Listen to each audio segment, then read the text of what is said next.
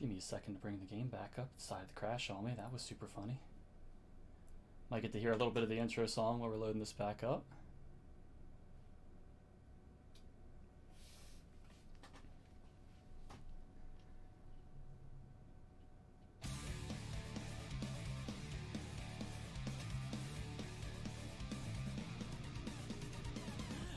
Alright, that's enough of that intro song.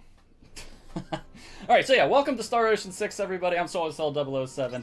Sorry for that. So, I've got a little bit of extra time on my hands. I've got permission to kind of speak freely instead of going straight into the run. So what I did want to do is a little favor to all the people who are playing casually. If you have played Star Ocean 6 and you've been experiencing maybe some lag or some juddering while you've been playing, what you might want to try doing is going down to graphics and recompiling your shaders. And if you do that and then back out to the main menu, your shaders are going to recompile. And that is going to do a wonderful thing for your gameplay. It might take over 30 minutes the very first time you do this, but it should take less than 30 seconds after that each time you do that. And this is something I typically do for the run before every run. So we're going to let that finish up. This is an absolutely beautiful game that I have made look completely terrible for the case of the speedrun, and I am so sorry for that, but it is necessary. I did turn on autosave for this. Typically I have that off, but we're going to use this for the marathon. Let me click on over real quick what this DM is. Alright, so I think I'm all good to go, assuming my game doesn't crash again. We should be fine. So let's go ahead and get into new game. Now, in Star Ocean 6, you have the choice between two different characters to play. You can play as Raymond or you can play as Letitia for story events and most of the time which character leads the party. You can play as both during the game regardless of who you choose. You just get a little bit of a different feel depending on who you choose. So with Raymond, you'll get a more sci-fi kind of run, and with Letitia you'll get more of a fantasy age kind of run. But this is the Raymond category. We're going to play on Earth difficulty. That is the easiest difficulty. And then time will start when I choose the language for this run. I'm not entirely sure if there's a difference between English and Japanese. Most of the game revolves around skipping cutscenes and cutting text off, so we haven't really had a chance to see what the difference is. But here we go. In 3, 2, 1, go. And off we go. This ocean of stars. You'll be hearing this a lot if you decide to run this game. This ocean of stars.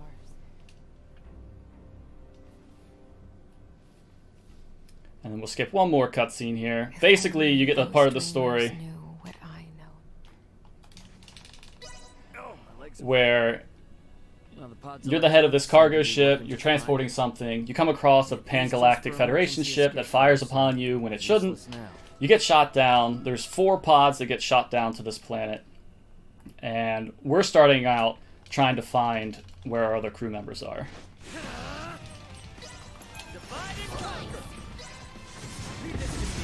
So something I just did right there was I changed how my AI characters... I don't have any people in my party yet, but this is the first fight you have access to stop time, which is a menu option you can have on to literally stop time and choose what you want to target, what items you want to use, things like that. And I use that to tell my AI characters to attack different targets than me, and that'll be important in a few fights coming up.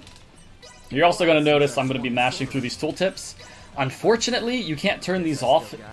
There's nowhere in the options to do that, so you have to go through these every time. But at the very least, you know where they are. So you just kind of get used to the timing for them. You're going to see me jump diving a lot. A little bit faster than just jumping straight over something. And for right now, this is our only source of movement, just kind of sprinting around, but we'll have something different coming up a little bit later. Alright, I didn't miss that jump off that wall, so I didn't bring shame to my family, which I'm very, very happy about.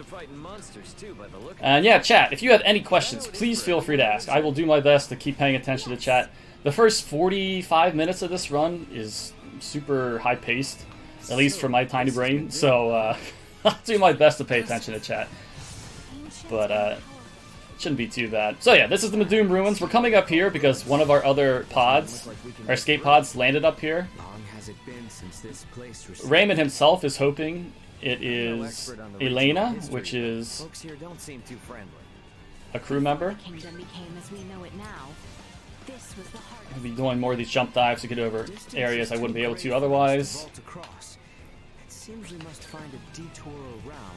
Play well in Steam Deck? I could not tell you. I'm not sure. I think the specs that I know of for PC are, at the very least, the suggested specs are an RTX 2070. It's kind of, I don't really have information past that. Alright, I jump over that ledge right there to avoid another tooltip.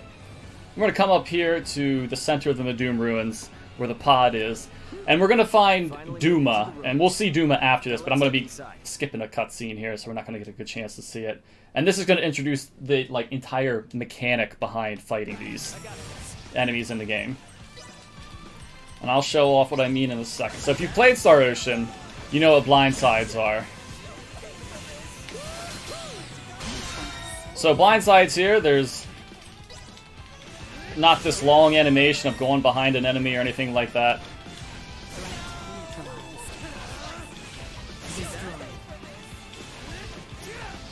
I'm going to try not to lose my AP. So in this game, your actions are based on AP, which refills over the time if you're not sprinting around.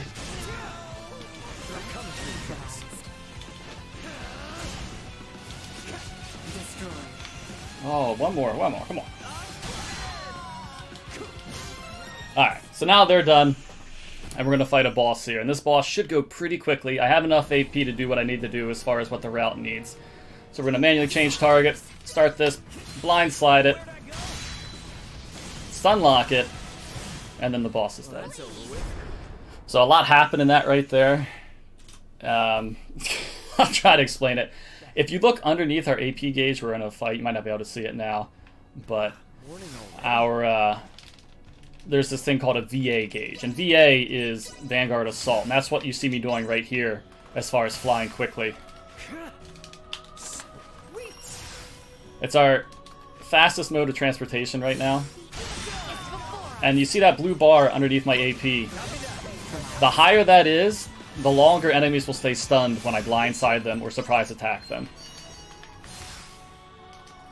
Right now, I'm going back through the ruins, picking up these Duma points. And these Duma points are going to be used a little bit later in the run to power up Duma, which is this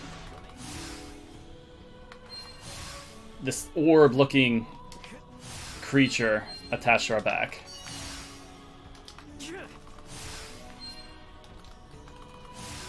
Alright, let's get out of the ruins. I can talk a little more. Alright. So, yeah, Duma is something that we're not going to figure out the origins of until much later in the game.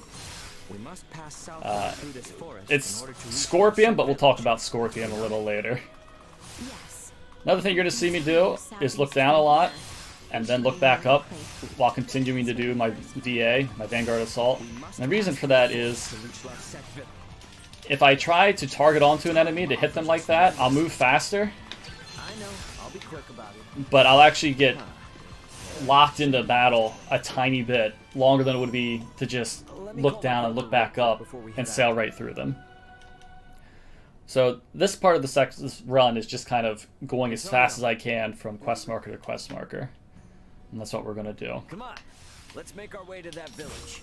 So yeah, depending on which character you decide to take at the beginning of the game, you're either going to be thinking that your goal is to find your crewmates, or your goal is to search for a character named Midas Felgreed, who might be able to help you solve this planet's issue, which is something called the Rot or Helgar's disease. So Helgar's disease is this affliction that's affecting the planet. There's no cure for it. But we'll get more of that as the story continues. Another thing you'll see me do is I'm going to turn the camera and then turn it back while I'm going. This is to avoid targeting any enemies as well. If I'm close to an enemy, I'll try to look straight down at the ground, but if I'm pretty far away, I can just easily turn the camera. Our set village is not far now. Whoa, that's a tree.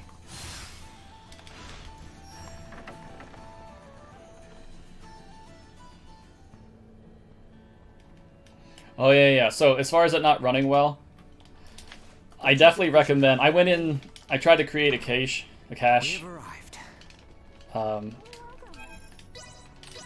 For this game. But the main thing that helped was recompiling the shaders. That's the kind of meal that makes you glad to be alive. Really want to run around looking for a... Alright, so... mandatory little part of this quest right here. Raymond's talking, and you can't go into your menu or anything while a character is talking. What do you think? You can't interact with other characters, which we need to do. So, we are just going to get up to those roofs, pick up some more Duma points, but also pick up a second SP seed. The first SP seed was the chest we got right after the boss fight in the Doom Ruins. Alright. And we're picking those up because we can sell them for a lot of money.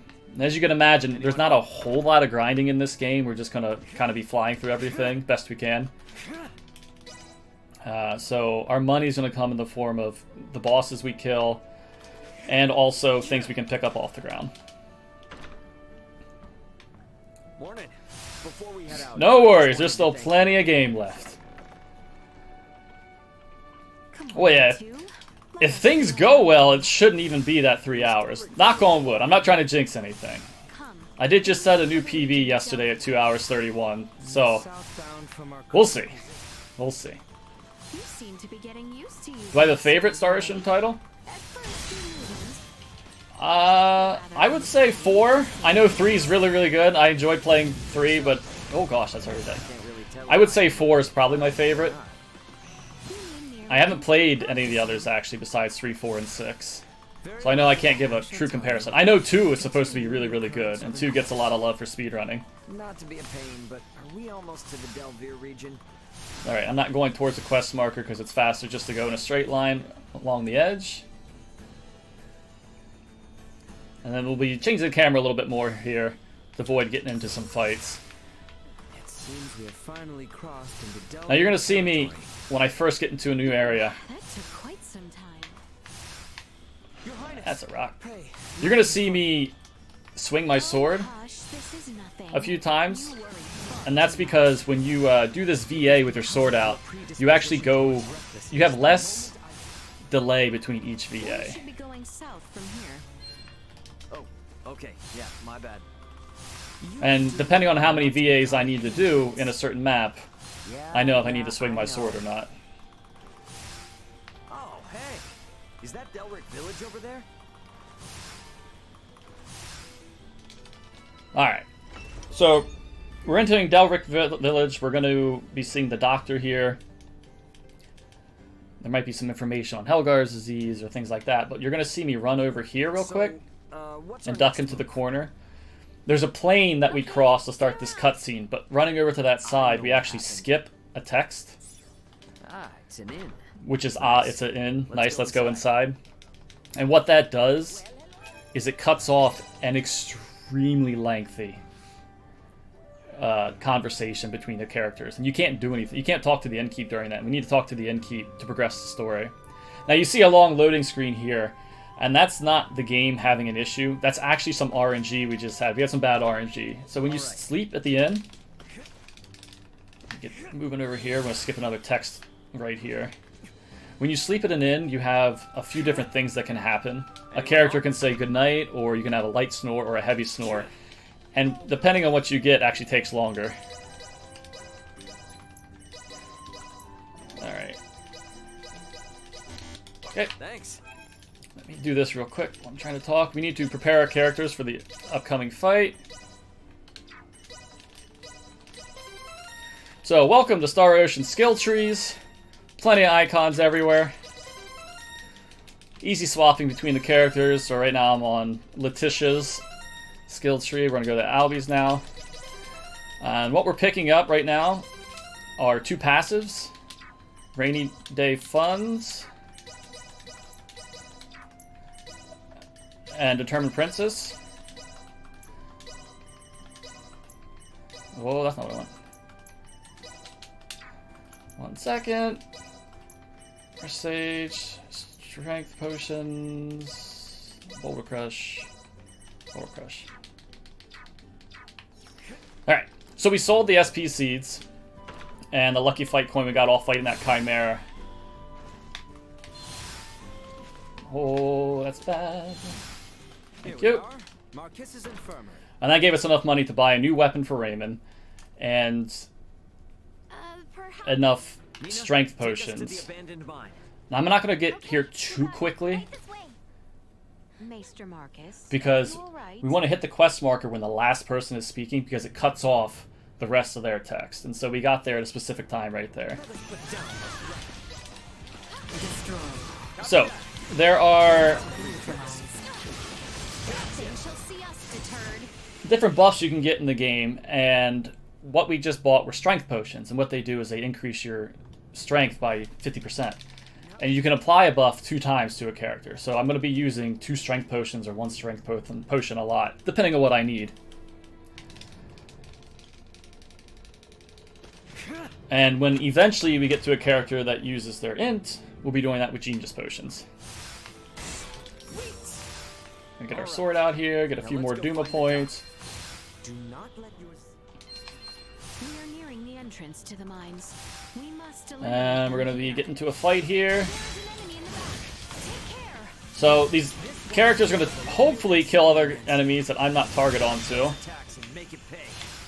So I can quickly continue on. Use auto-targeting right there to get up there quickly. Hopefully get a surprise attack. Looks like we finally made it out in the open. Kill that. This enemy is clearly unlike the others. Get up here. And get into another fight.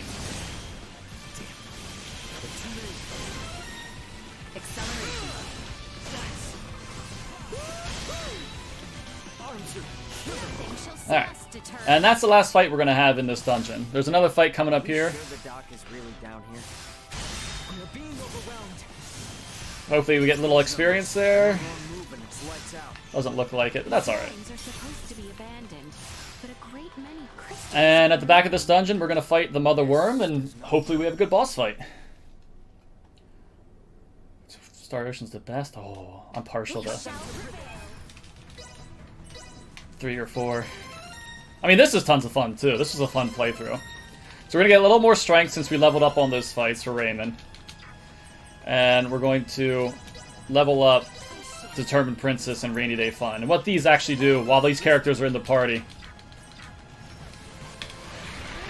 they increase the amount of experience and the amount of money we get after the fights are done. And we're going to need that, especially because we're not going to be grinding a lot.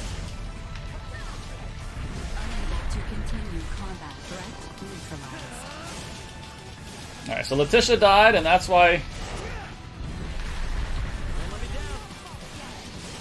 I'm going to bring her back with all those fresh sages we got. Okay. Yep, this is Star Ocean 6, The Divine Force. Came out in October of last year.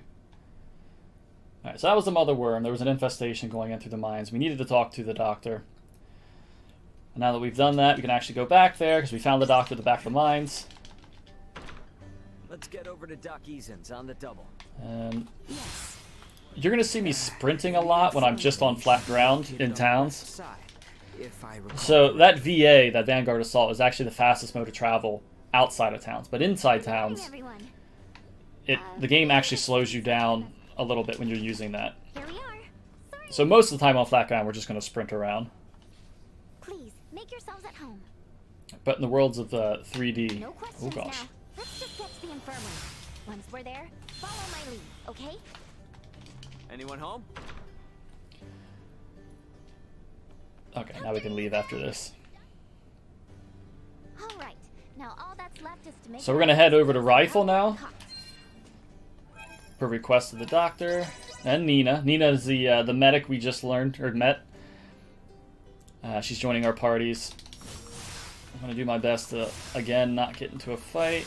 Initiate emergency protocols. Let us put down this rat. I mean, we'll get into a fight. I'm gonna try to not actually target any enemies, because it'll be slower. That area is closer Now to this the blue water gauge. station, if I recall. That's exactly what I didn't want to do, that's fine. That blue gauge, you can see it's completely gone now. It's a little bit red. And it's going to be important later on that I'm able to keep that gauge full to get maximum stun on the enemies that I blindside. Not every boss is a boss that you can blindside to do double damage. That mother worm we just fought doesn't have eyes, and so the game has the physics to know, alright, no eyes,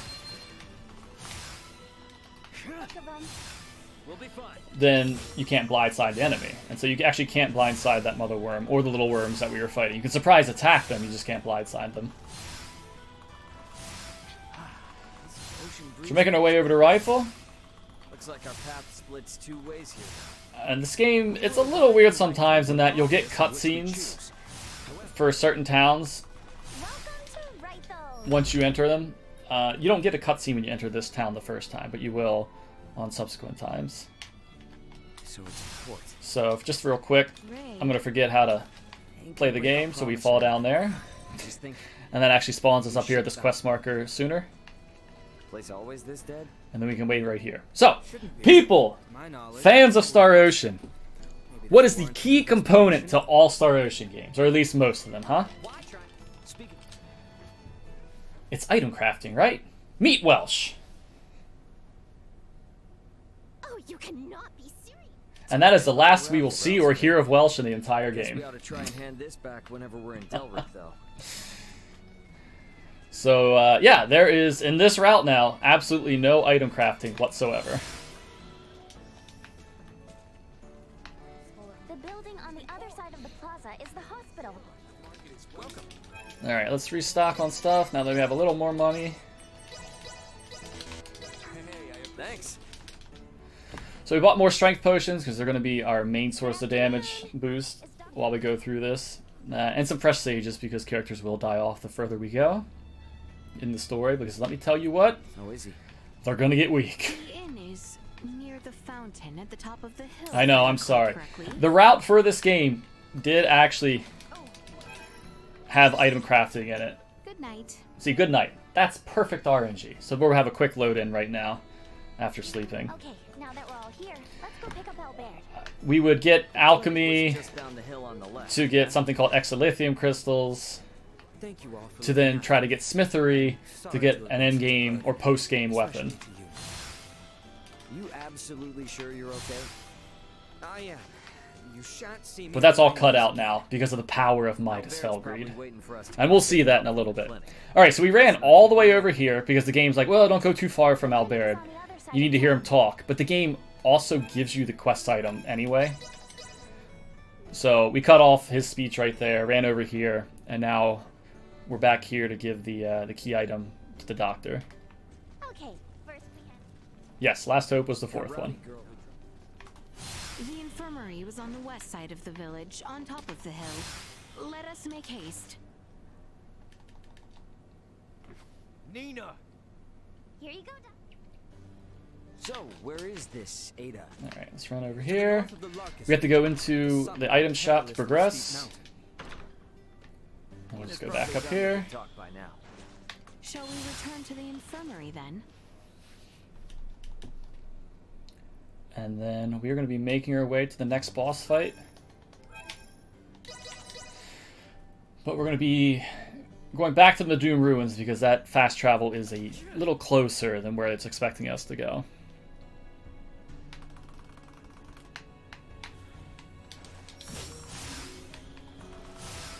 So when I first got this game, I played the main story on Letitia's side. We have company. And I had a blast with it, but I thought, you know, I played Star Ocean before, I can handle things, it'd be fine. So I put it on Universe difficulty, which is the hardest difficulty you can put it on when you first get the game. Obviously, like a lot of Star Ocean games, if you beat the game, the main game, on Universe, you'll unlock Chaos difficulty, which is the hardest the game gives you. So I started on universe difficulty, thinking nothing of it. And then I got into this boss fight coming up, and I thought, oh man, I messed up. So, the upcoming boss fight, there's a multitude of these robots that you have to fight. And while they don't do a ton of damage, they... there's a lot of them, and they all rapid fire on you. Alright, so right now we're going to go to our skill tree and remedy the issue I came across. Raymond has a beautiful passive skill that we have just enough skill points for, called No Guard. And what No Guard does is anytime that you take less than 16% of your max health damage, you won't flinch. Otherwise you would for certain hits. And that is essential for the first part of this run. Anytime you get flinched or knocked down or die, you lose maximum AP. And if that happens, that kind of limits how much damage you can do. I think we can all agree we'd like to reach Ada by sundown. So in this run, we're going to do our best to not take any damage. But when we do, we need to make sure that we're protecting ourselves in a way that where we're not going to lose any of our max AP. Because right now I have 15 action points to do what I need to do in a fight. But when you get down to 5, which is the minimum, fights get super, super slow. And this game's kind of punishing if you game over. Even though you do get put right back at the fight you were in, you're going to be reduced down to 5 ability points immediately. And that makes it very, very difficult when you're going through the speed run.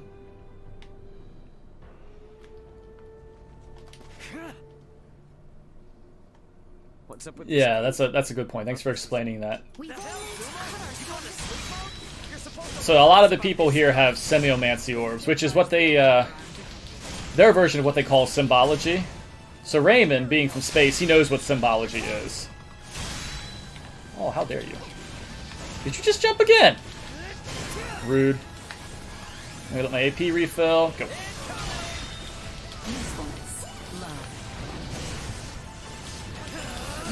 Them grouping up right here is awesome.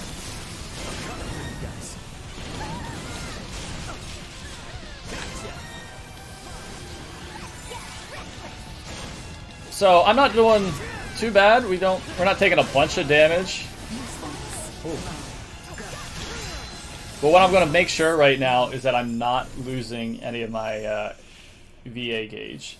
And I can ensure that by not trying to blindside anything. Anytime you try to blindside something, you're going to lose your AP gauge. And I need that for an upcoming boss fight that actually might require having that ability. If I don't have any gauge and I try to blindside somebody, nothing will happen. Alright, so this is Midas Felgry. This is who Letitia and Albert were searching for. They want to bring him back to the royal capital, but he wants nothing to do with it. He's going through this long, drawn-out conversation, and he's going to finish with an extremely long speech. But Maester, you do not mean that. Oh, but we're going to cut him off right there. If I jumped in there while Albert was talking, Midas was still going to say everything that he was going to say. So we cut him off there to save a little bit of time. Alright, we're going to fast travel back to the beginning of the village.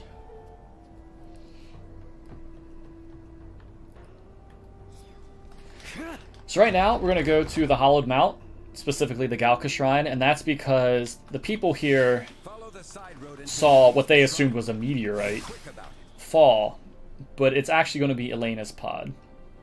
So the first pod we found was this Duma, this orb. The structure in the center is the Galka Shrine. This is going to be Elena's pod. Grab that Duma cluster. Elena!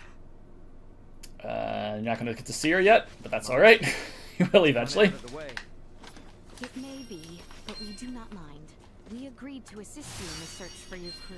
I'm going to be careful not to get into a fight here and accidentally dive. So, the fear I have when you're going through this run is you can accidentally target something, not realize it while you're holding a direction, and then dodge quickly while you're doing a VA, and that loses your gauge, which is an awful thing to happen. Alright, so we're going to bring in Midas instead of Nina. Then we're going to start building up his skill tree. Midas uses semiomancy or symbology for people who played earlier Star Oceans. And he's pretty strong, I'm going to say that. We'll see how strong he is as the run continues. But right now, we're going for Spicule, which is area effect attack. Put magic muscle on, we're going to go chain combos, get rid of that. Spicule, get rid of that, put fresh sage, get rid of that. And another thing we did that I didn't just mention, we picked up a chest that had a Sias, and Sias is a very, very important item. We're going to fast travel to the other side of this map. So Sias, people might know Sias from other Star Oceans, if anybody wants to say in chat where that came from. But the kind of side game you can do in this is called Isoa.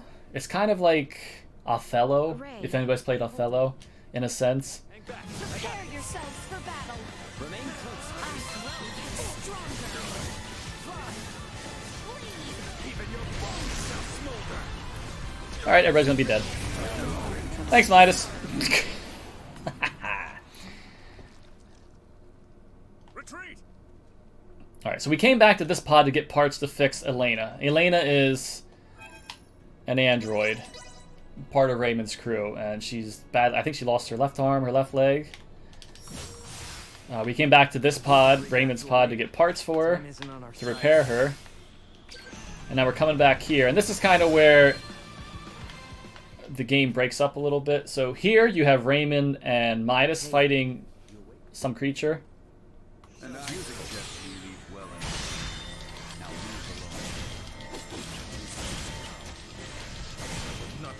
leave alone. And then Letitia, Nina, and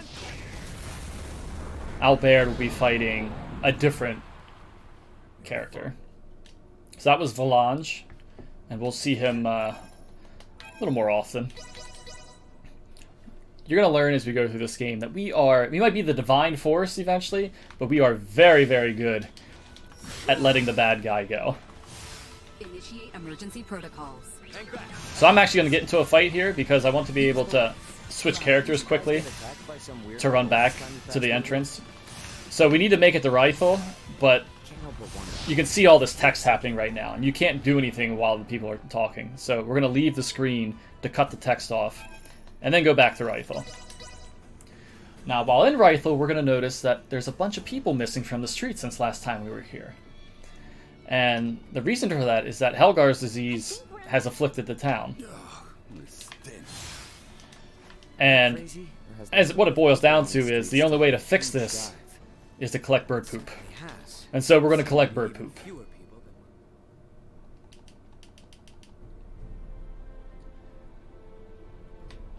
Hey, Digi.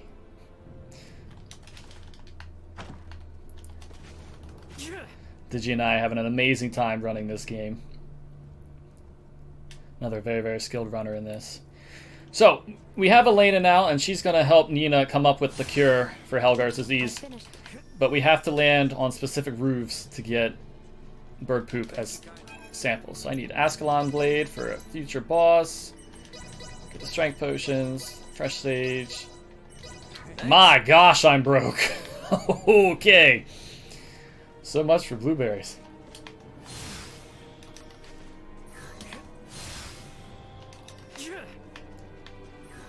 Gonna go up here. This roof can be a giant pain in the butt. Keep your fingers crossed. Okay. It's always soul crushing if you fall off that roof. We're gonna dive off again here to land on the dock. And then one final specimen collection is back here underneath the town. And we're gonna notice that this nest is very similar to the one we saw in the Delrick mines earlier. Fall off because we don't know how to run, and that puts us closer on the dock again.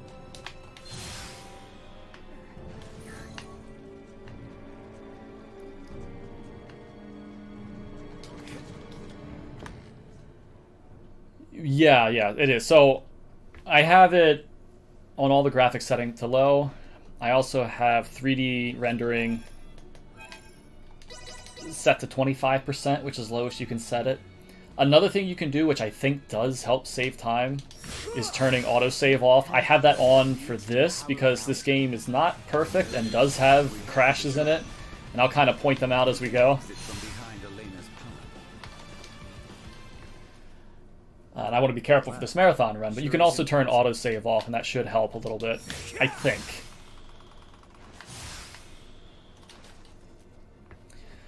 Alright, so we're going to continue making our way across the planet. This is Astor 4, if I never said that earlier. We're going to traverse the hollowed mount, and we're going to do this so we can come out towards Cado. And Cado is going to end up getting us one step closer to the Royal Palace and Royal City. So I'm just going to go ahead and start that fight with a VA because it's quicker than just trying to get your sword out and avoiding contact with enemies. Oh. And if you do play this game, you'll learn to fall in love with invisible corners. Oh, you love it so much. With crashes, never, of course. Yeah, it's, there's a lot of weird things that have happened as this run has evolved. Some good, some bad. I'll point out all the bad ones. And anything interesting I can think of when we hit it.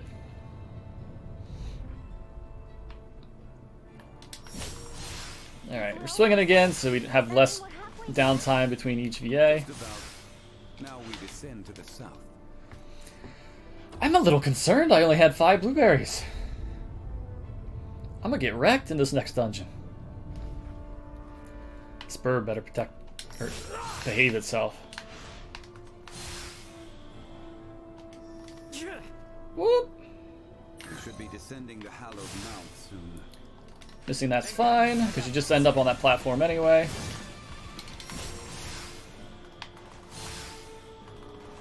And then this will be the last screen of the hallowed mount. A few more Duma points. So yeah, Duma, we can talk a little more about Duma. You have a lot of access to skills once you get Duma. He can, out of battle, he can scan for treasure or NPC or quest items, things like that. Inside battle, you can change how quickly you charge your VA gauge.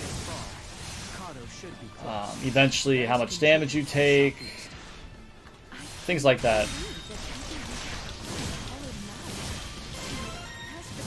But we don't quite have the skill yet that we need these Duma points for. But by the time we make it to the next boss, we will. So I'm killing those trees, I'm killing these toads. And I'm gonna kill one more set of enemies after this. I'm also hesitating between each kill because I want my AP to charge back up, so I'm not waiting in fights. And I wouldn't mind having a little bit of a buffer while we're going into the next dungeon.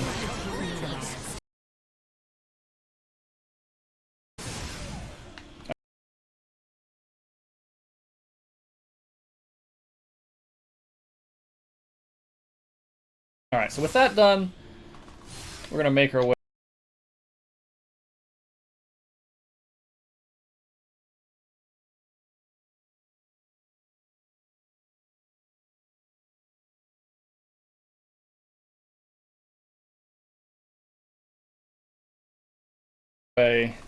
to the quest marker.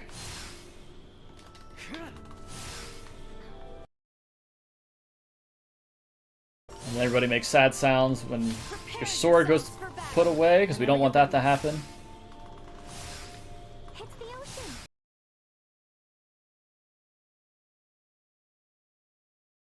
Along the sea, we will eventually reach Cado.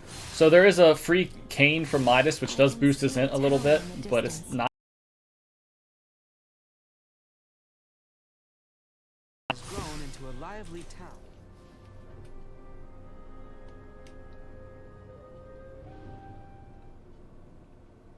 Hopefully not too bad, people. that? Initiate emergency protocols.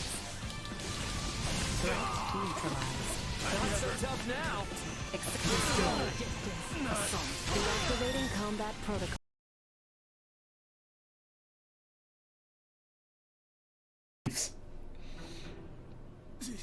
Impudent knaves. Do you know the cause of the outbreak in Cado? A blackguard who is peacefully spreading the disease. Hence why these forces have been mobilized.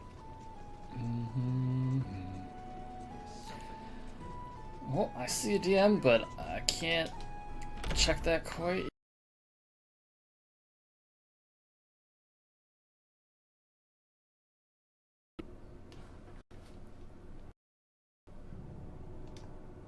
Now then, you two. Alright, so this is Theo. Theo is a cousin of Letty. He's kind of giving us a lowdown of what's going on. So there's this female creature who's been purposely spreading Helgar's disease to people. So we're going to go explore this mountain coming up to see. It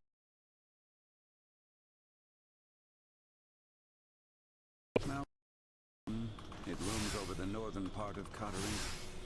There's a legend about these mountains, you know.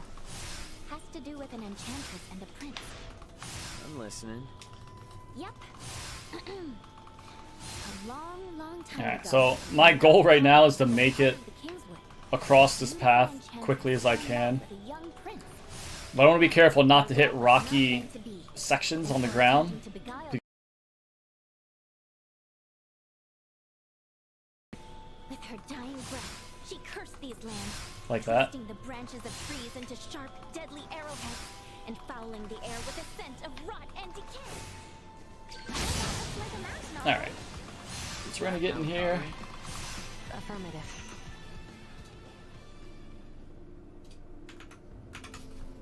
Okay, guys. The plant Alright. we're looking for. So here we're going to have these brambles. If you've got a plant that looks promising, give me a holler. Depending on what we find, Elena and I should be able to figure out how many doses. That we have to destroy as we go through. And let us not forget Theo's request. And then we're going to get into another worm fight here. Now, if I were Dilbert, Now, we saved a little bit of strength potions.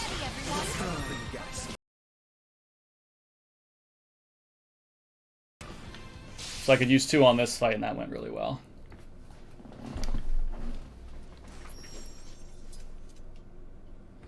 And now, we're going to bring in Midas again to save the day. I'm also going to switch these characters because it drives me nuts when they're swapped.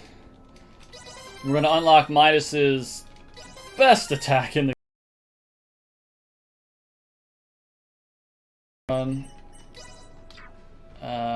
And then we're going to strengthen Rainy Day all the way up. Mastery long in the making. Strengthen Determined Princess. Complete. And then put some more strength onto Raymond. We're going to need as much as we can get against the boss that's coming up.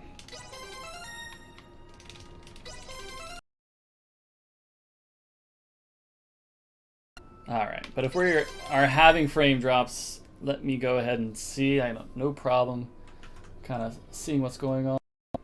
I am having 0 frame drops right now for chat, so hopefully that's good information. I just checked OBS. I have 0 frame drops right now. This trifle is beneath me.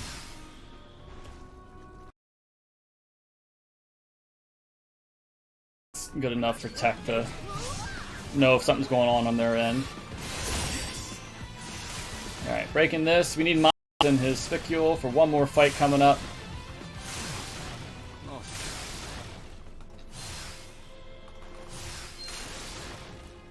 Alright. Warning.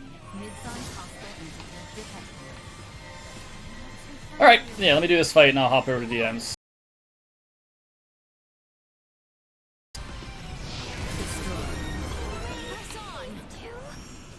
Alright, Footprints, and of the human variety. 2 DMs. Moment, I can analyze them. Only one set. They came alone. The shoe size is similar to that of Leticia's. And considering the distance between each of them, they likely belong to a short female. You think it's Chloe? I can't tell. Friend, honestly. Because whoever came through here definitely already knew about the monster den. That, or they knew is where the herbs would be.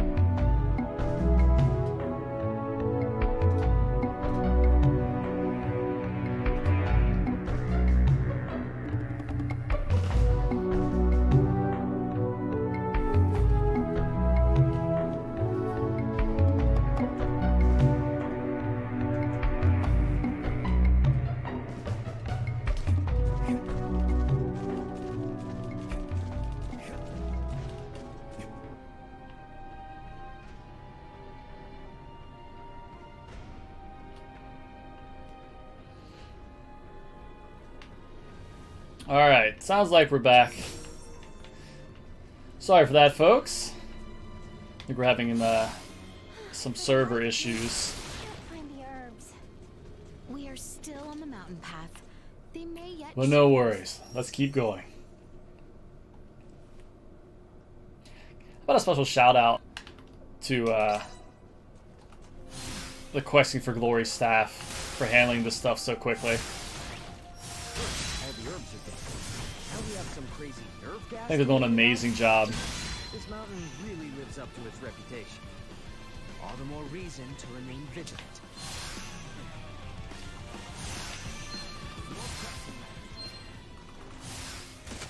Okay, back in action. This dungeon, its mechanic is there's poison gas in certain areas, and it will gradually do damage to us while we're in it. It won't do any damage while we have Duma protecting us from a VA. Or those hedgehogs right there won't hurt us while we're holding Duma as a shield, which we just showed an example of that. This cavern is surprisingly deep. I wonder where we are in Melton. By my calculations, I estimate we are roughly halfway out. Raymond, does Elena have the ability to access an area? Hopefully there's not too many more hiccups. Like I said, I'm not having any frame drops on my end. So I can't really... There's not too much else I can do. I cannot recommend proceeding any You can see these the shield pop every time I get hit by poison, but not taking damage from it. So it's a key element of this, knowing when to have your shield up. I'm going to manually target this enemy, lock off that, hopefully get up there. And now, keep my fingers crossed that Raymond doesn't accidentally use too many of my strength potions while I'm going through a cutscene. Looks like something's moving. Oh, I just heard somebody use something. Yep, he just used 3 strength potions. I tell you, people, you love the Star Ocean games, but sometimes you hate the AI characters.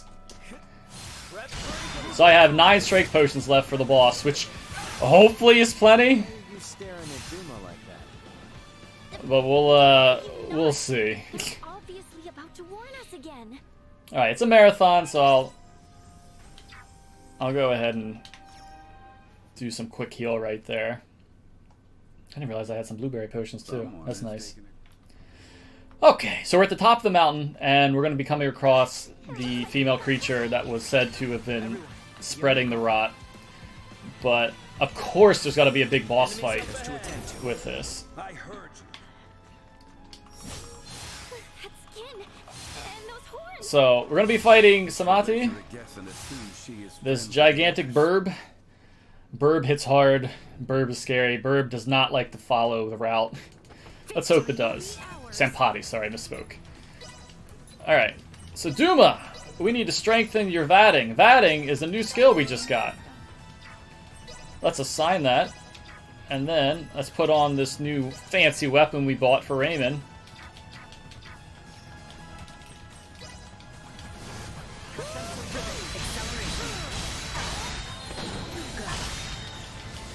Hey! Look at that, he behaved for the run. Get wrecked. So, a lot of bosses...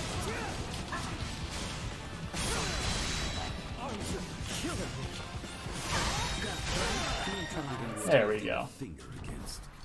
Woo. Oh, I shut my global hotkeys off. Hang on. Let me pull those back up real quick.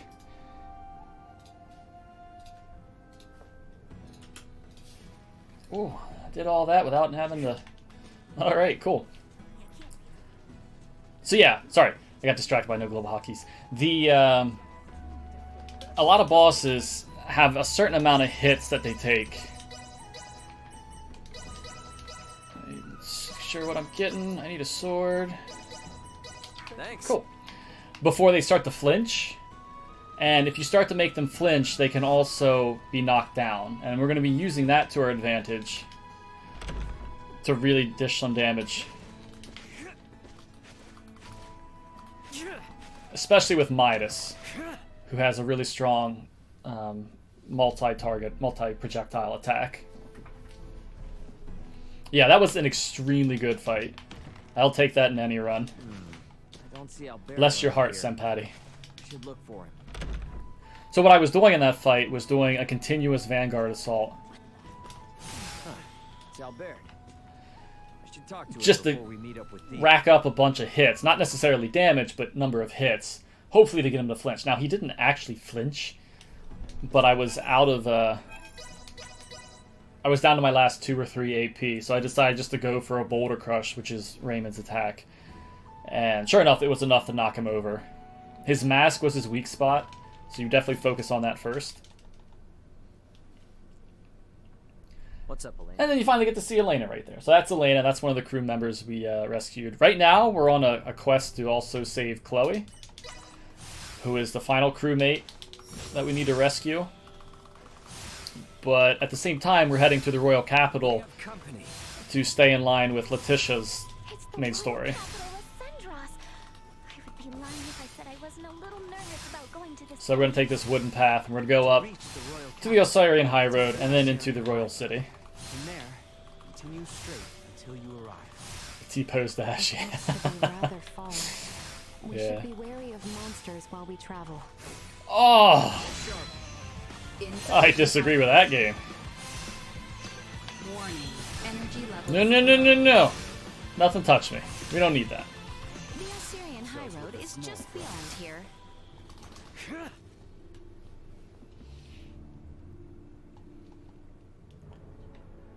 Well, well. Alright. Leave it to the daughter of Maester de Forge to have So, I know some of you might be sad that we don't interact with Welsh Vineyard in this speedrun. But for those of you that played Star Ocean before to know Welsh, how do you feel about her? Annoying? Everyone's help. If we Quirky? ever wanna get rid of the disease, An integral part of the run of the game? Don't forget. What do you think? I know. That lock-on's got a mind of its own. capital to the east. One and only. Last. Come so far.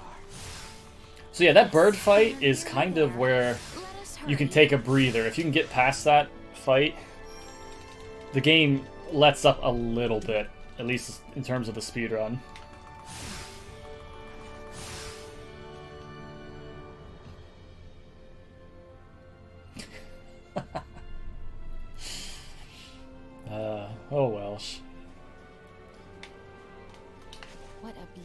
city. Now, that probably looked laggy on your screen. That one looked laggy on my screen, so don't worry about that one. After all the effort it took to get here, There are a couple sections in the game where the game is just laggy. It's not anything streaming related. You're also going to see me dive towards certain doors. Most doors, if you dive to them, the game registers you being closer to that door, I want to say, is how they do it. So you can actually interact with it sooner than if you were to just run into the door. You can also interact with the door further back when you dive to it. I know Leticia and Theo will keep their promise. If I had butted in, it likely would have just complicated matters. I will have to admit, I was This game taught a worried you JoJo were on the reference. verge of I couldn't opening tell you your that. I don't know. Anything I might have said would have paled in comparison to how she handled it. Alright, so you can't skip Raymond saying that at the end there, so you just jump into this quest marker whenever. Ray, let us pay Maester Midas a visit. One Like us not to be in the semiomancy thing that happens when you lower the resolution, everybody gets that line down their face. So you'll see that on a bunch of characters. Oh, she's here, Layson. She's here. We just... Oh, what have I done? We've taken item crafting out of the run. Now, there are other categories. You don't actually need item crafting for any percent, at least not on Earth, and probably not for universe difficulties. I'm not sure about universe and chaos, but So it was you who showed it there's to also us. Queen percent, which is fighting the Ethereal Queen in the second post-game dungeon. So yeah, this game has 2 post-game dungeons, both of which return Gabriel, Celeste, and Ethereal Queen. So, right now, story-wise, we're making our way to Baldar's Citadel, which is going to have Chloe. She's being held hostage. Not hostage. She's captured by this military that we're on the side of, just because she doesn't come from the area. They don't really know what's going on. But we're going to go rescue her. But before I do, I'm going to pick up a very important item called Mavel. And Mavel, or Mavel, however you want to call it, that accessory is going to allow us to sometimes freeze enemies.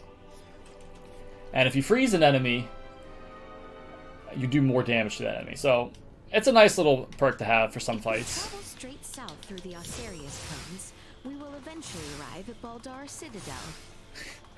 Oh, dodge rolling is the best way to traverse worlds. Don't worry. I hear ya. Yeah, I enjoyed Star Ocean 3's post-game. I would say Star Ocean 4, the third Ethereal Queen fight, at least for the games that I played, was the hardest boss fight I've ever done in a video game. So I really, really enjoyed that. Cool.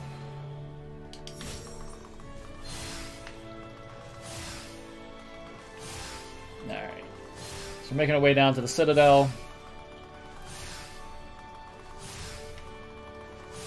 And hopefully we don't see anything that throws the gameplay off a little bit. I was talking about glitches and crashes and whatnot. One thing that hasn't happened yet, and knock on wood, it doesn't happen because I can't really fix it in some screens,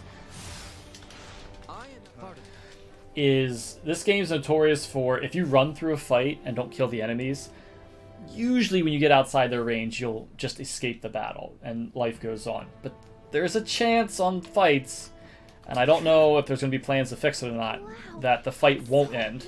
And your characters will actually stay there trying to fight those enemies. It is. Captain Bertrand. And on like world maps that I was just on there, it's not too big a deal because you're just... It has been some time. Well, not what it would have been, but on some you're just trying to exit the screen and there's no interaction that you need to have there. We have just But on screens where you need to open a door or talk to that guy outside the Citadel like I just shall we did, wait at the dungeon then? you get locked into that fight and you can't interact with people or objects, and so you're stuck there until you go all the way back and kill those enemies and then go to your quest marker. So it can be pretty scary for a run when that happens. Take heart. We do not mistreat our prisoners here in Baldar. Doing so might only serve as reason for the Empire to come to their rescue with all fury.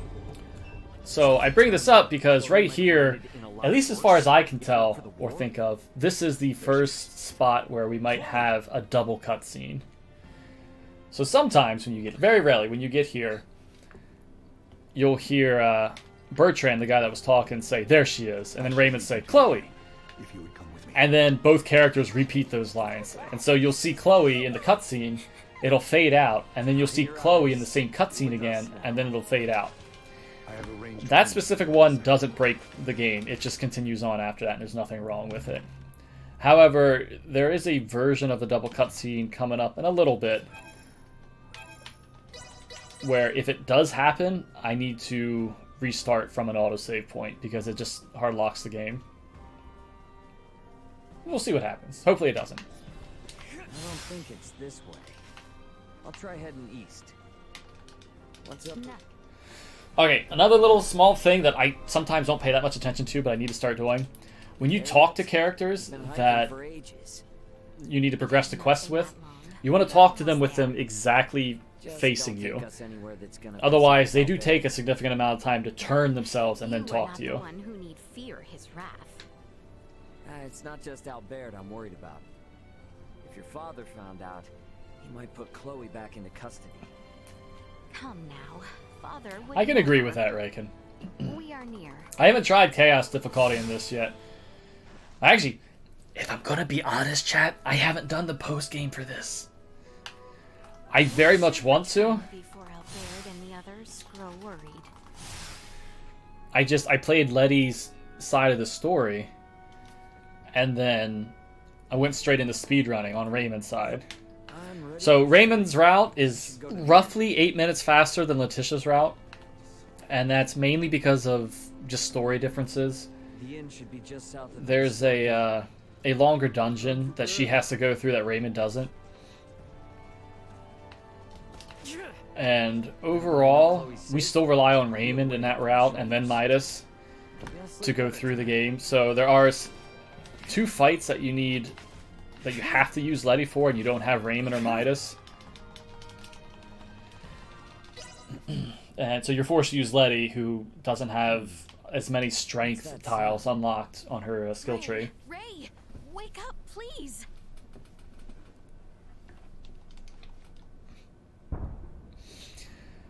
Oh, I never played Star Ocean. My heart. Witness the unicorn helm. Bear witness to it and its glory. What happened? It's awe-inspiring. There is a lot of backtracking, yes, that is true. In Letitia's side. They made it this far? Raymond. Okay, so there's a bunch of fights here. I don't want to do any of them because they just take a bunch of time. And this is when Solar realizes where he's at in the story, and keep your fingers crossed, people. So we're just gonna hop from roof to roof. To the north. And then exit here. Now, I've had it happen one time. I know Meridia's in chat. They've had it happen one time. Where this cutscene playing right now doesn't happen, and you just start out here in the fight, but super far away from it. I don't know how to replicate that, but it is something that can happen. Alright, skill tree. We need to get at least 1 more strength on Raymond. And then we're going to equip Valisarda. And then Elena, we're going to unlock a skill. This is actually the next thing I'm going to be testing in the route. I'm going to be trying to get sub 2 hours 30 minutes as a time for this run. And one way to do that is to cut this skill out. I don't know what that's going to do for the run, but right now we're definitely going to be using this skill. It's another good skill to try to start flinching an enemy. Okay, we're going to put blueberry potions on. We're going to put the Grim Reaper, which we just unlocked. We're going to put the Fresh Sage. We're going to equipment. And we're going to do Victa. And then Mayvel. And I think that's it. Yes, yes, yes. Hostile threat. Incalculable fire signature incoming. Yeah, we can see that for ourselves. So I just used Duma right there to protect myself from the damage. That is in order. Protecting combat ready individuals. Units that Now, I have fresh sages. Shield them. Got it? Here it comes. As you asked. Don't let me down. No escape.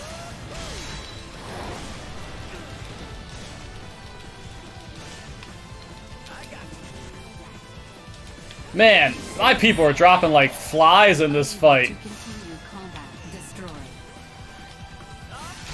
Unable to continue combat. Just get me out of this fight, please. Thank you. Oh, that was awful. All right, Steed. now vatting. Let me show you what vatting does. New program activation complete. Okay, that's vatting. Changing hostile readings. Welcome to vatting. Duma, That was pretty cool. what? So think of vatting like a limit break or a super special skill. You build up a gauge over time, whether you're doing damage to enemies, or if you're. Let me get this. Let us Oh wait no, we're for not the diving yet. council chamber. Oh, I shouldn't have Or moved. did it come to this? Oh, I shouldn't have moved, chat. So yeah, when you fight Sempati, that giant bird, you unlock vatting, and that's the skill points we put into there. And it's not useful later in the run too much as far as like a main damage dealer against bosses, but it is nice for clearing mobs, especially as Midas, because Council chamber pretty is on the soon second floor. we're going to be done using Raymond as our main damage dealer, and we're going to switch over to Midas. But right there, we use the vatting with Raymond because his Extreme Daredevil is the name of that skill. It's quick, it does a lot of damage. Oh, almost did it. I almost did it. Tried to go to the wrong spot. And so we're going to have that probably 2 more times in the run for Midas, and that'll clear out some trash mobs to quickly get out of a fight. But Midas, as far as a single target for his vatting, is not very strong. Midas isn't So we won't cold-blooded. use it outside of that. He's just unable to express himself properly. So yeah, Midas left our party during all of that. Giving him way But now we're going to too get much him back, credit. and now we're definitely going to start utilizing him. You cannot change their clothes color. I'm sorry.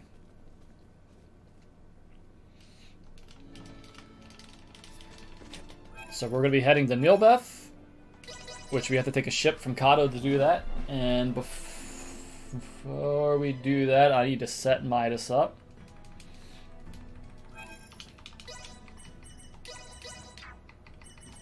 Alright. So this will be the last time we head into Midas' skill tree. Now, we have one Sias, which we found earlier, which does plus 33% damage when we're right next to an enemy. We're also going to be unlocking this passive called Point Blank Range, which does additional 50%. Oh, not that. And we're going to bump it up so it's 67%. We're going to put these Genius Potions on. These are basically the int form of Strength Potions, and I need to equip, don't forget, a Sias and the Mayvel, in case we want to freeze something. This trifle is beneath me. Director Melfias. And now we'll be ready for the next part of the game. Let us make for the seaport on the eastern side of town. I mean, I don't blame you for wanting to play just for that, Queenie. This is a very pretty game when you actually have the settings raised to what they can be.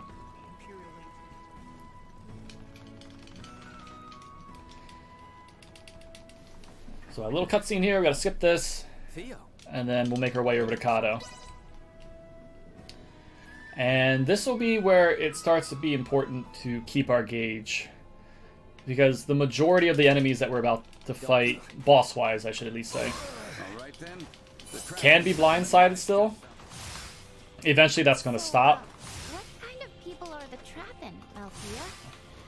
A race gifted but we want to keep our gauge so we can blindside them. who possess and deal double corporeal damage. forms that are quite different than our own. The Trappin can propagate their kind sexually and... Is that the settlement over there? What's all Alright, the commotion about? Make haste. let's see how well this goes. Keep your fingers crossed. Firearm signatures. Make yourselves useful. We must focus on the battle at hand.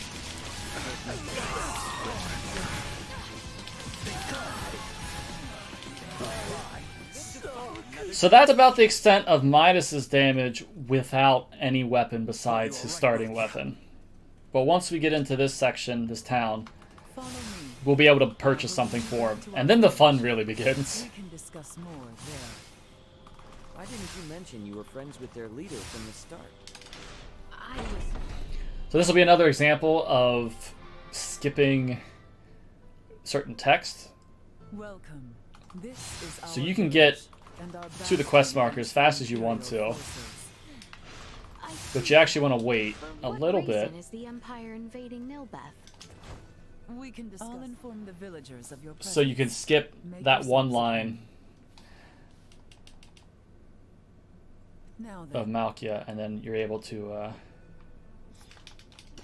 what? Stop!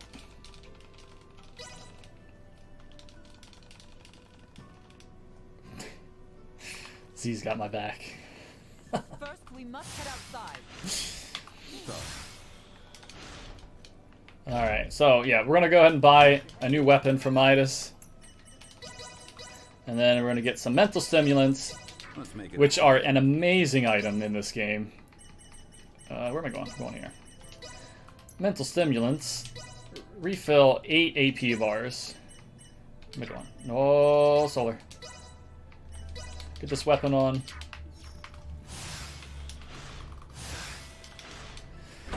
Let's go cause some havoc. So we just got word that there's some soldiers attacking us from the Veil Empire. That is our, like, enemy for this game, I want to say. The Veil Empire. Which is not... It's not always the case. But because of the way things have been going on this planet... So I'm definitely going to be looking into these rocks when I try to VA, because I 1000% want to keep my gauge. Not only for the boss fight coming up, but because when Midas starts to cast his spicule, which we do for trash mobs, Let us put down this rat. if he takes damage, it'll interrupt his casting, regardless of how much damage that is. So I need to hold Duma's VA mode as a shield to protect myself from it. But when you hold that shield, you lose a little bit of your gauge. Now you get your gauge back when you kill enemies, so it should be kept up full. Multiple enemies detected. Firearms. Secure the perimeter. So there's 3 total fights we have to do out here. Wow. Alright, that was really good. Make for the next one. My, how you have grown into such a reliable. Imperials are everywhere. Desecrating Nilbeth underfoot. Let's kick every last one of them Alright. asses out of here. So hopefully...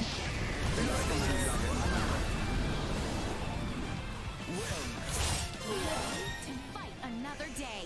I'm hoping everybody was going to die there, but that clears out all that, and now we're going to have a boss fight with Gaston, who is the other horned creature that Letitia and crew had to fight.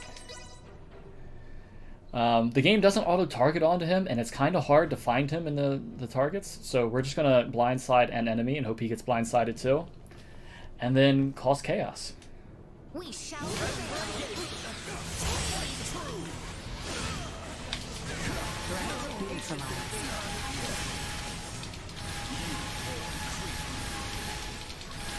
Thanks for letting my friends kick your ass last time. And that's that fight. Now, that fight, that went well, but the joy we get from that He knew about Duma. is that a second Sias drops from him. Yeah. So, at least for right now, we're going to have Hurry to Machia's room. 2 plus 33% damage at point blank range, plus our 67% point blank range.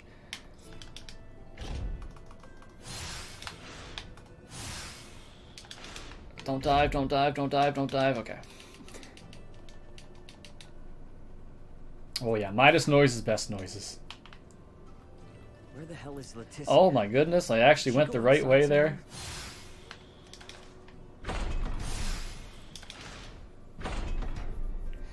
Now, this is right about where the story splits up. Again. Leticia? So we're going to have this cutscene. You would have this cutscene regardless of what character you chose as your starter. Thank you. We go back inside, and we're about to head down into the ancient coil. Shall we head back? But we get word that the king is trying to be overthrown. People were trying to overthrow the king back in the royal city. And so Leticia and crew actually leave. I wonder how Alberti's holding up. Let's take a And peek so inside your party the actually splits up. I think it's just... Oh gosh, where are you going? It's just Leticia and Albert that goes, and then we have access to everybody else in the party. And we'll be staying for the ancient coil.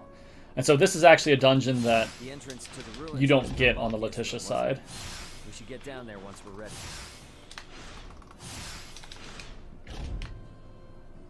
Never split the party. I know, I know. Good morning, Albert. Level 3 stuff, we'll see. What would be super nice is if it had a plus surprise attack bonus attached to it. So yeah, like a lot of other Star Oceans, there's factors on your weapon and armor and accessories.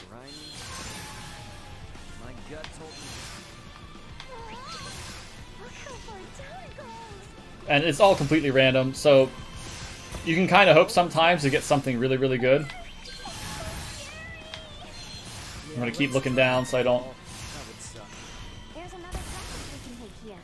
I know accidentally target an enemy. My gauge isn't going to be super important for this next fight, but it will be for the fight after.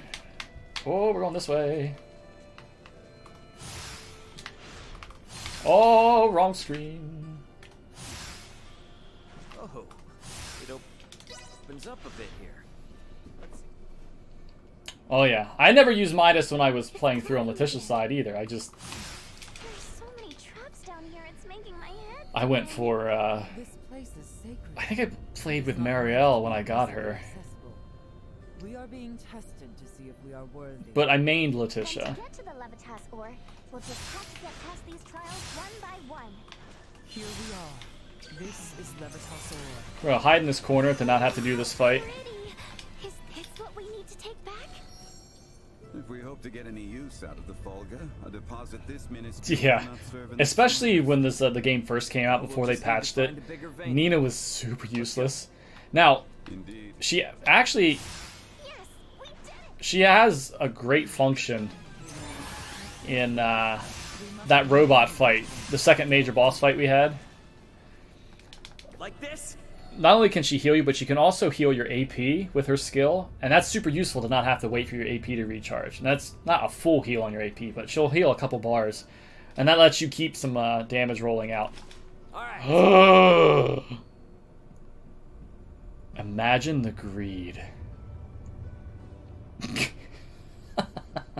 Alright, so we gotta put those back down. I interacted with that a little too soon. But yeah, Nina was kind of bad just in her script on healing people. But in the 1.03 patch, which is labeled as 1.01, her AI improved, and she's actually much better at healing people. Let's do it. Now this is the one that you double interact with to open them all the way. Close them all the way, I guess I should say. And one final interaction over here. Alright. And that solves the puzzle to be able to continue on. Now, the boss coming up, at least for me, I would say this is the second hardest boss in the game.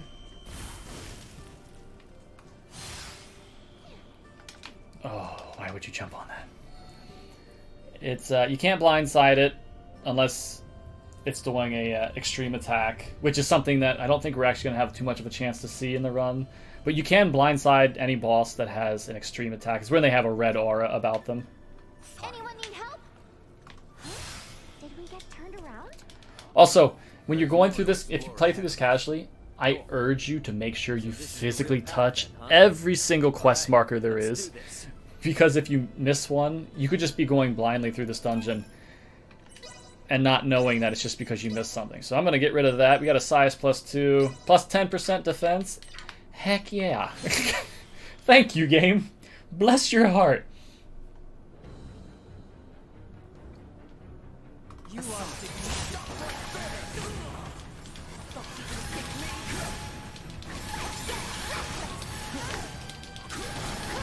I need to start flinching you. There you go. There you go. Yes. Get flinched. Oh, now you fell over. Why would you fall over in front of me? That can't be good for you. That was an amazing fight, and I'm just going to pat myself on the back for that RNG. I would say, most would say Star Ocean 3 is probably the best Star Ocean. I know people might not like the twist of the storyline, but that's what I hear, at least, most of the time. Yeah, you can definitely get some good Isoa pieces if you actually play the game here. Okay, so we want to get fresh sage, we want to get more stimulants, and genius potions, please, thank you. So we're gonna make our way back. Oh my gosh, gotta talk. We just found a motherload of To where Letty and Raymond are, and Elena, because Elena didn't. Oh gosh. Did you just hit me? How rude.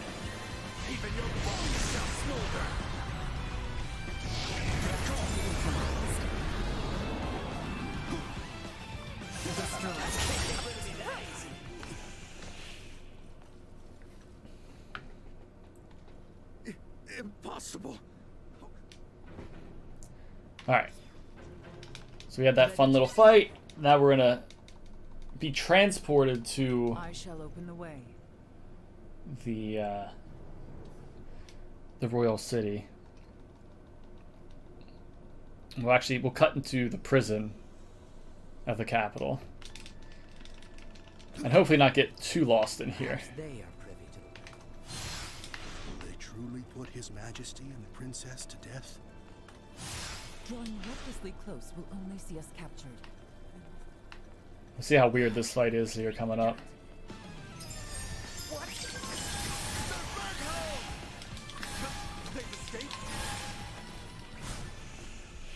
That fight's so awkward. You get to that fight, and sometimes they disappear, sometimes they don't disappear, but they come back. A little bit of a pain. While I'm here, I'm going to open up this shortcut for a later trip in here. This one. About earlier, can we truly say whether Elena yet lives? She's okay. All we need to do is just... So on Letty and Albert's side, She's essentially just lost consciousness. they were captured along with Elena and the king, and Elena got turned off. She is an android, she has an off button, so fatal flaw in her design. But she got turned off, so they couldn't really defend themselves. Elena. Now we have this fight right here, which we don't really care too much about. We get put in here. All you have to do is hit the quest marker, you skip right through it. And now we're going to have a fight with Neon and Valange. Hang back. I got it. Once and for all. Neon, we're outmatched. It's time to fall back. Damn it. And that's like the first moment you get a chance to really see the power of Midas. Neon, lay down your I also liked 4. I think 4 is my personal favorite, but I could understand 3. I love 3 too. But 4, I mean, Miracle's X-Claw, you don't get much better than Miracle's X-Claw. Using Midas' cheat mode? I mean, he's not even in cheat mode yet. What is this? You gotta understand, this run has gone through very significant changes since it started. There used to be item crafting. There used to be 40 minutes invested into getting an endgame weapon for Raymond or Letitia.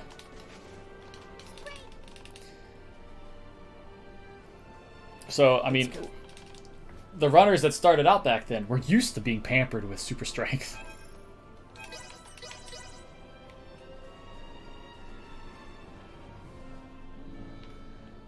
The King and Bertrand are probably on the second floor.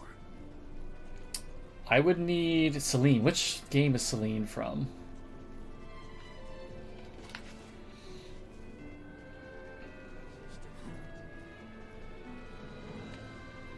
Better check out the throne room. Oh, the battle simulator in 4. Yeah, that's...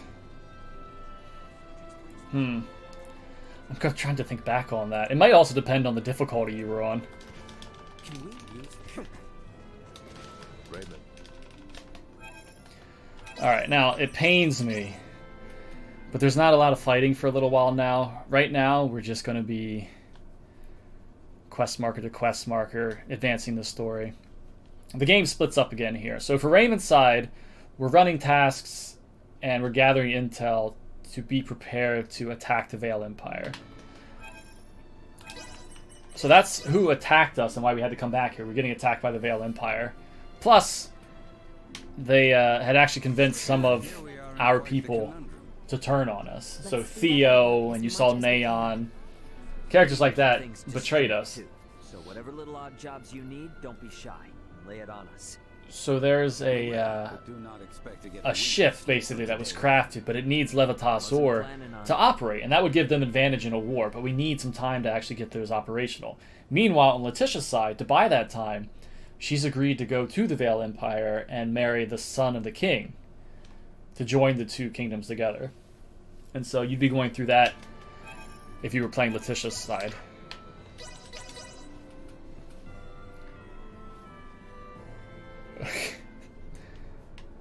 Oh, Phase. Make me so mad, Phase, K. What the heck's wrong with Limmel? Poor Limmel. No, but I understand, And yeah, I've never played Star Ocean 1, 2, or 5, so I can't really comment. I've seen Star Ocean 2 speedruns, and they look pretty fun. But that's about the extent of my knowledge on those.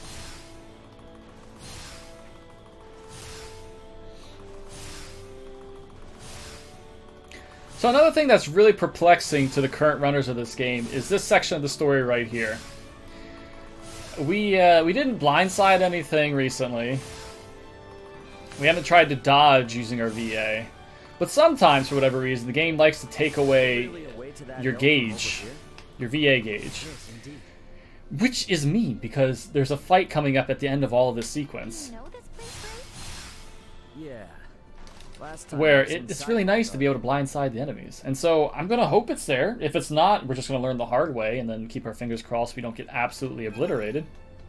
Nope, not there.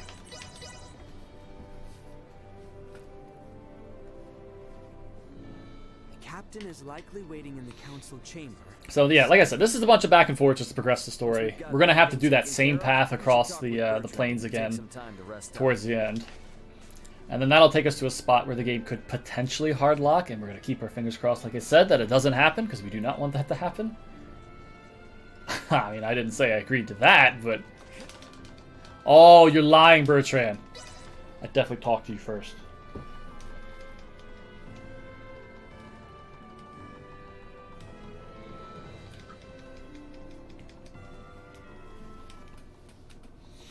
So yeah, while this is going on...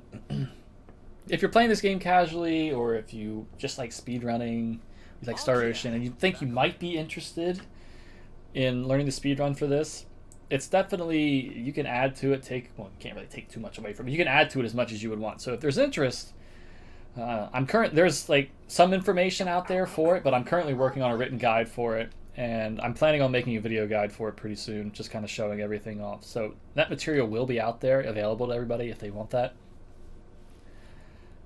Or you can just message me. There's a Star Ocean Discord that has the runners for all the Star Ocean members in the community there. Ask questions. seemingly a great community. I just joined for Star Ocean 6, so I'm really new to it. Further ahead. Alright, so we're coming back here to go talk to Theo. Like I said, he betrayed us, but we're going to be getting him to try to repent and help us in the story. We need his manpower.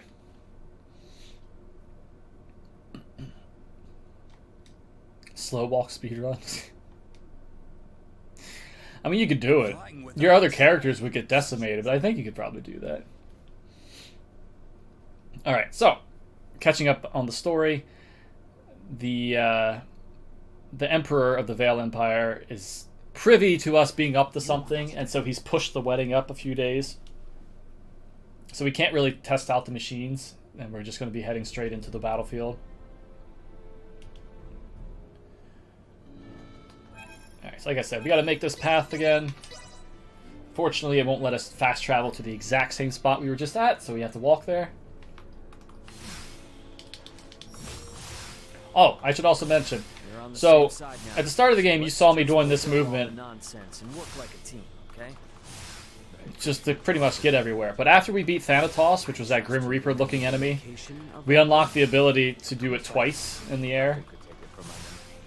On ground, you won't notice a difference, but in the air, you can actually do it twice now. So that could help us in certain sections. Off the top of my head, I can't really think too much of where it does, but it is a nice little mechanic that they continually improve Duma. I also didn't mention that those 4 giant worms we fought, and then the tiny battle after that, we unlock Estuary Cage, which is a different mode of Duma. In that mode, we can't fly around like this, but we have greatly improved defense. And casual play, that probably matters. Come to find out, it doesn't matter too much in the speedrun. We still get decimated anyway, so... Might not see it too much, we'll see. Alright. Some of this I might be doing on the fly. Oh yeah, there you go. See?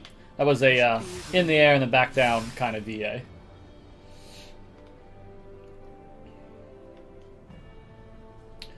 Oh, Digi, I hope we don't crash this wedding. Yeah, that's where What the heck? We see to the area by the Basilica first. What? Yeah, let's see if we can't find a way in. Why are we talking? Why are we talking? Where does... Well, that's a typical marathon. That's never happened before moment for me. Why the heck were we talking right there? Come on then, Duma. We gotta get up on that roof. That would be super bad. I hope it's already set an autosave. We'll rejoin you later then. Alright, so we gotta get into the Basilica. Straight into a dungeon cell. Maybe I could get there with Duma's help. And we can get there through this window right here. And yeah, this is where the game can hardlock, so keep your fingers crossed. We're gonna go to this marker and see what happens. Stairs, huh? Can't hurt. Okay, no hardlock. If the game had started to fade out right there, we would have got a double cutscene glitch. And then we all would have had sad faces. No jinx. No jinx. This cutscene right here would play twice, and then the game would never load. Oh, get up there. Go way upstairs and look for somewhere to hide out. Back there looks like a good spot, eh? One which grants us vantage over the... So as far as Midas, using Midas in general, I don't know their name. And I'm a bad person because of it. But the credit for that goes to a Japanese runner who had posted a time on Nico leaderboards. They were using Midas. And that is what broke us out of having to use item creation, which was very, very nice. It cut out at least 40 minutes from the run. Is this hardlock PC only? Couldn't tell you. I don't know. The speedrun itself, there's not too many people jumping into it. It is still relatively new. So we're still kind of learning.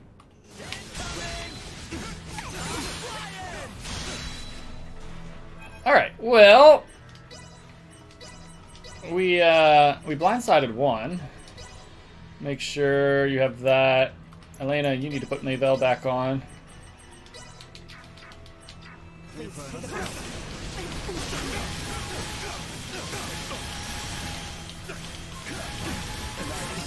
Where are you at? Where the heck you at? Where are you at?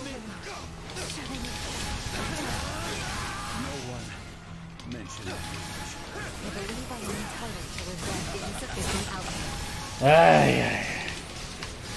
Batting actions of survival. Oh, Midas.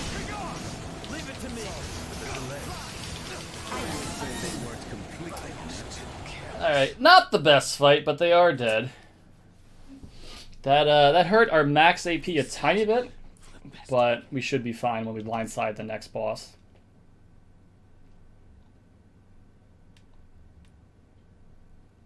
Please load. I'd really appreciate you loading. Now saving. Yeah, so Understood. Please. that right there is Marielle. She is, for those of you familiar with the series, a Kenny. Yes. And if you want a little bit of lore, I believe she's the granddaughter of Lightspeed Kenny from Star Ocean 4.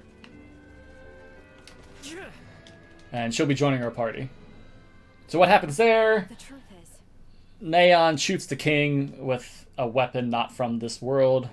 Those the horned enemies we just fought are also not from this world. Captain. This cutscene right here is showing what actually happened at the beginning of the game, where that ship shot down Raymond's ship. The captain of that ship looked like they were under control from something, and we can talk a little bit more about that as the game goes on. Let us proceed to His Majesty's quarters. But yeah, she joins our party. Maester Midas. There's other references. I believe a little bit later in the story, we meet a Maverick. I think it's actually Edge's direct son, I want to say, Ray, don't you who captains the Countess. There's a Countess in this as well. Oh, the nostalgia. Be still, my beating heart. Until things are set to really pop off. Wonder what everyone else is up to. Oh, Solar. Remember the first time I played this game. Oh, there probably are. They'll die before the crash, right? No. What? Where did Fortune Babies go? So yeah, that's probably the funniest thing I've ever got from a game. I grew up playing Star Ocean 4 on English, with English voice acting. But streaming it, I streamed it for my community. I streamed it with Japanese voice acting, thinking that would be a little easier on the ears than things like Limmel talking and whatnot. But in Star Ocean 4, for those not familiar, the main characters are called Seeds of Hope. But what that translates to in Japanese is Fortune Baby. And to hear Fortune Baby, it just kind of tickled me.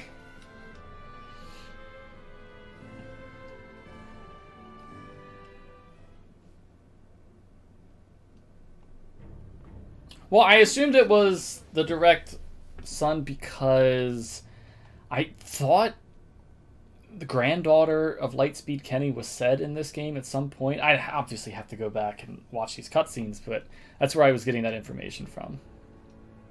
Everyone, do remain alert. We now move to make our way through Baldar. We're going to hang out a little bit while Letitia's talking, and now we can actually fast travel. So we're going to make our way to the Vale Empire and actually go into a fight at the castle.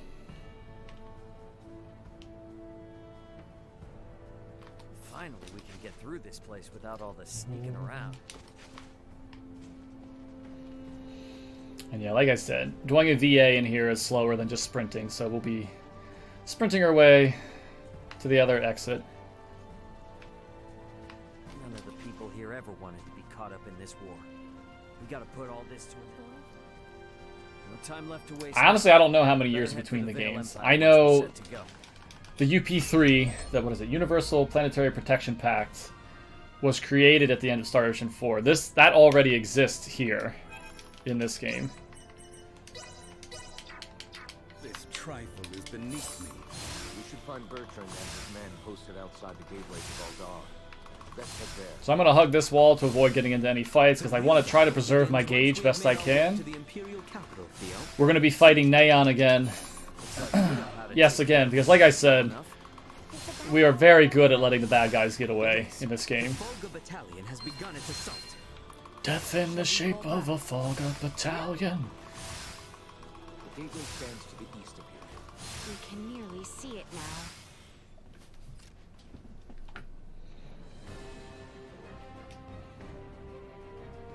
now. Alright. So we're going to run through the Empire here. Try not to get hit. Now, our other characters are going to do damage Make our way now for Castle Vale. while we're running through this. So our gauge isn't completely full, but it should start to get filled a little bit. We don't need a completely full gauge, we just need about half of it to get a full stun lock from a blind side. That was a little faster to go to that enemy like that. Castle Vale. Please don't touch me. Thank you. The castle stands just across this bridge.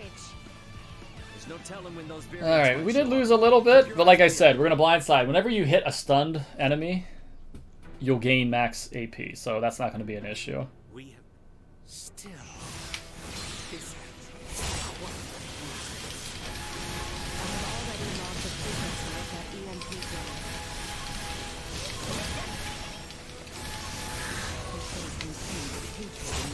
Oh, my sadness is here. Something doesn't feel right about this.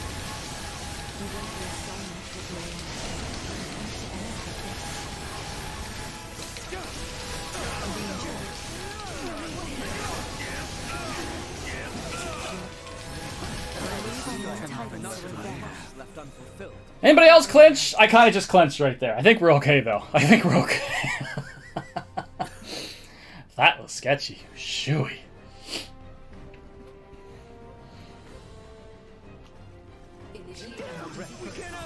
Luckily, people can use blueberries for us, and that's fine. Alright, so the throne room's right back behind us, but we have one tiny pit stop to make. And that is into this room, because this room has Muria as an accessory. And Muria, bless her heart, has a chance to shoot 9 ice needles on attack. And those ice needles do not do negligible damage.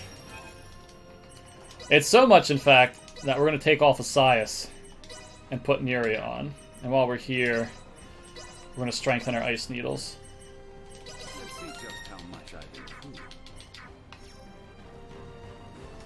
It's a marathon, Solar. Heal up. I'll die.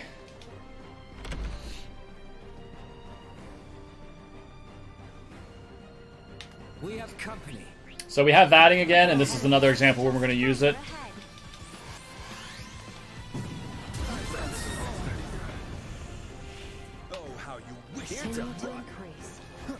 That's faster than having to go through the enemies normally. Alright, let's see if we get a triple blindside. Stay sharp.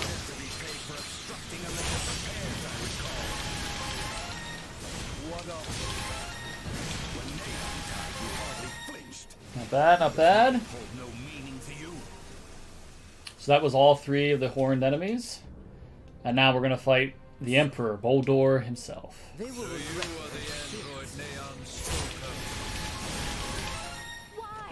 Who, come to find out, is very weak to water. So, Midas OP for him. And that really works well for the endgame. Emperor Boulder himself. Okay, so, yeah. We beat the horned enemies. We beat the Emperor. Way to go. Guess what? We still let them get away. So, this is kind of where the story splits, or at least tries to split again. We're going to go back on our ship as Raymond, Elena, and Chloe. And then the others are going to be attempting to go after the Emperor. And that's when Letitia would have her own dungeon that Raymond doesn't have.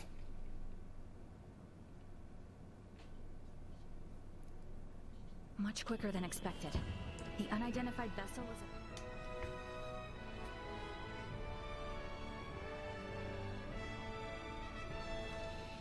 Cutscene, cutscene, cutscene. And now we're in space. So yes, there is space in this game. Not as much as I would have preferred, but there is space. Wouldn't hurt to take a look around the ship, I guess. Wonder if Chloe's in her room. So we have a quick conversation with Chloe. Alright, time to head back to the bridge. Head back to the bridge. Cutscene. Status report. And then back to the bridge for another cutscene after we rest. What's going on? Better get up to the bridge and check it out. And what this all boils down to is we're going back to the planet. What do you mean by... We don't have much time. We should hurry. Oh, why'd you do that?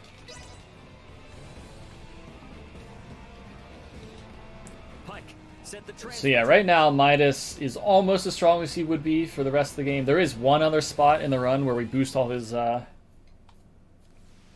we put all his skill points into boosting his passive and his ice needles. But aside from that, we're just going to be buying... We'll buy armor. We haven't bought any armor yet in the game, which is a little terrifying. And currently, Midas isn't in our party. The game doesn't put him in default for Raymond. It does put him in default for Letitia's side. But it's actually... I don't think it's worth putting him in the party, because the next fight you're meant to lose. Midas is strong enough that you can kill the enemies, but I'm just gonna say marathon safety over me just being a big baby right now. So we're just gonna wait out the fight. No reason to take an unnecessary risk and lose my max AP.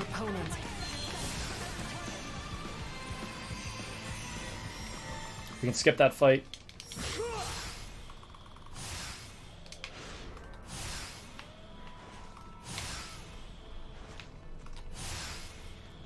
So this dungeon's already been completed by Letitia's side. All these teleporters are open, and we can go straight to the boss arena. Let's use the turbo lift here. The colonel and the rest should still be down on the lowest level. And now, everybody, hope. Hope that I don't get absolutely slaughtered. Stay sharp. Unable to continue.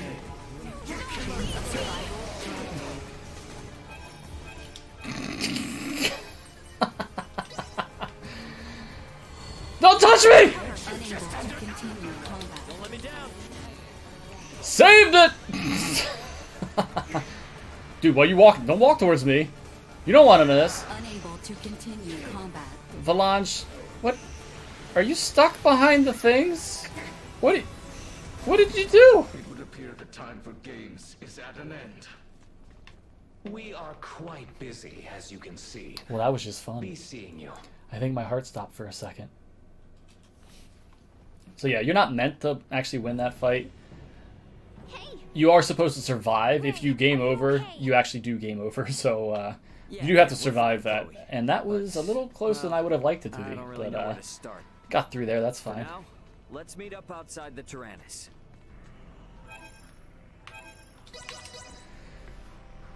Fast travel here to start a cutscene.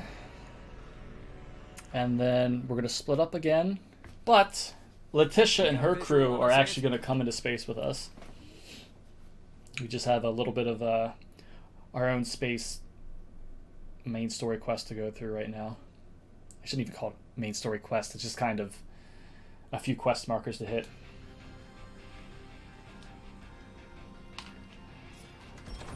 Better rest up after all that. I wonder how Marielle and the rest are faring. But it does Alright. feel good to be back on a familiar. My PB has a lot of snoring RNG. Like this. So he's snoring again. I don't know if you guys can actually hear it. I don't know what the audio balance is, but he's snoring right now, which is causing a longer load time. Ray, there is an incoming transmission. Please report to the bridge. Leticia and everyone must be ready now. So we're gonna Star Trek the other party members right up into our ship here.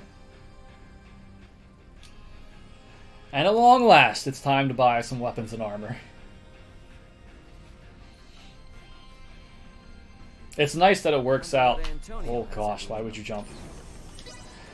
It works out that of all bosses and everything you've killed so far, you do have enough money to buy armor for the 4 characters you're going to be using, and a weapon for Midas. So before we talk to Letitia, let's do this.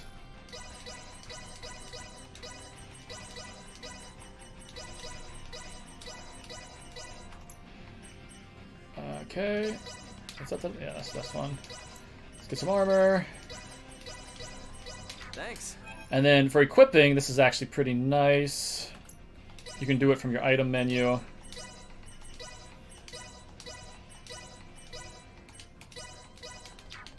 So you don't have to go into every single person's menu to equip their stuff. I wonder what Marielle's up to. She was up on the bridge last I saw her. Taking...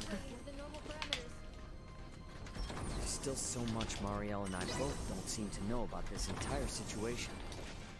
Might be a good idea to see what Duma can tell me. Leticia and everyone should be in the common area.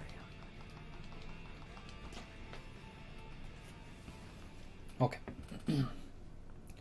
So, we're not too far from the end. We've got a few different space locations we have to go through.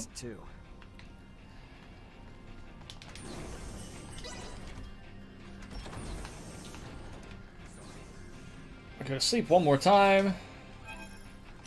What do we get? Snoring again. The game hates me. Shame to my family. I'm sad. The world is ending. I'm so upset.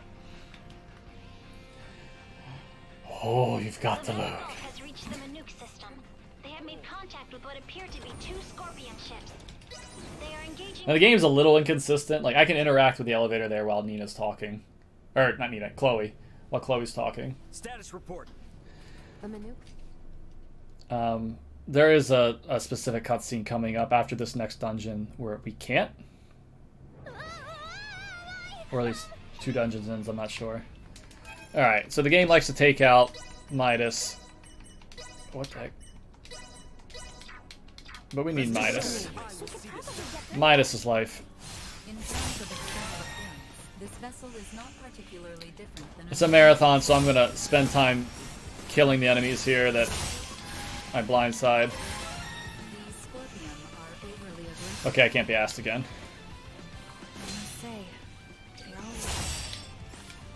Hold the damn phone. Isn't that a Federation soldier? So yeah, with this giant upgrade we just got, Midas is super OP right now. This proves things aren't looking good for the Federation underground. Bosses are still going to take some hits, for sure. That the Centralist Scorpium have had direct influence on the Federation.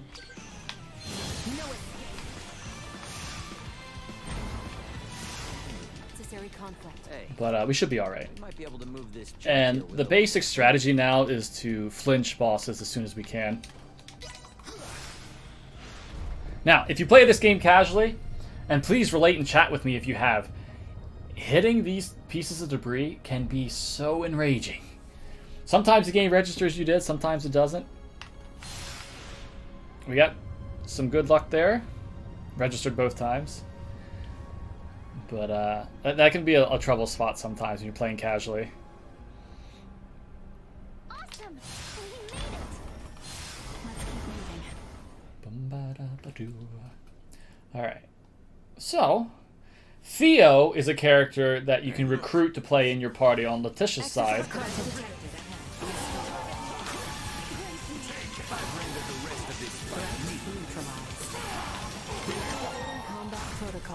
I break your rock!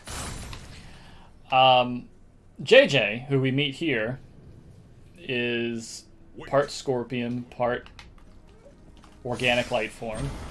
Still got time before the ship goes down, yeah? We've got business to take care of a bit further in. Promise you we'll come back for them. And maybe I should talk about Scorpion. So, at this point, we're going to learn about Scorpion from JJ once we're out of this ship. Scorpion is inorganic life forms that have one mind based on a cybernetic network. So they have a directive. It's basically Skynet, if you will. I will take point. Let me fight this guy real quick.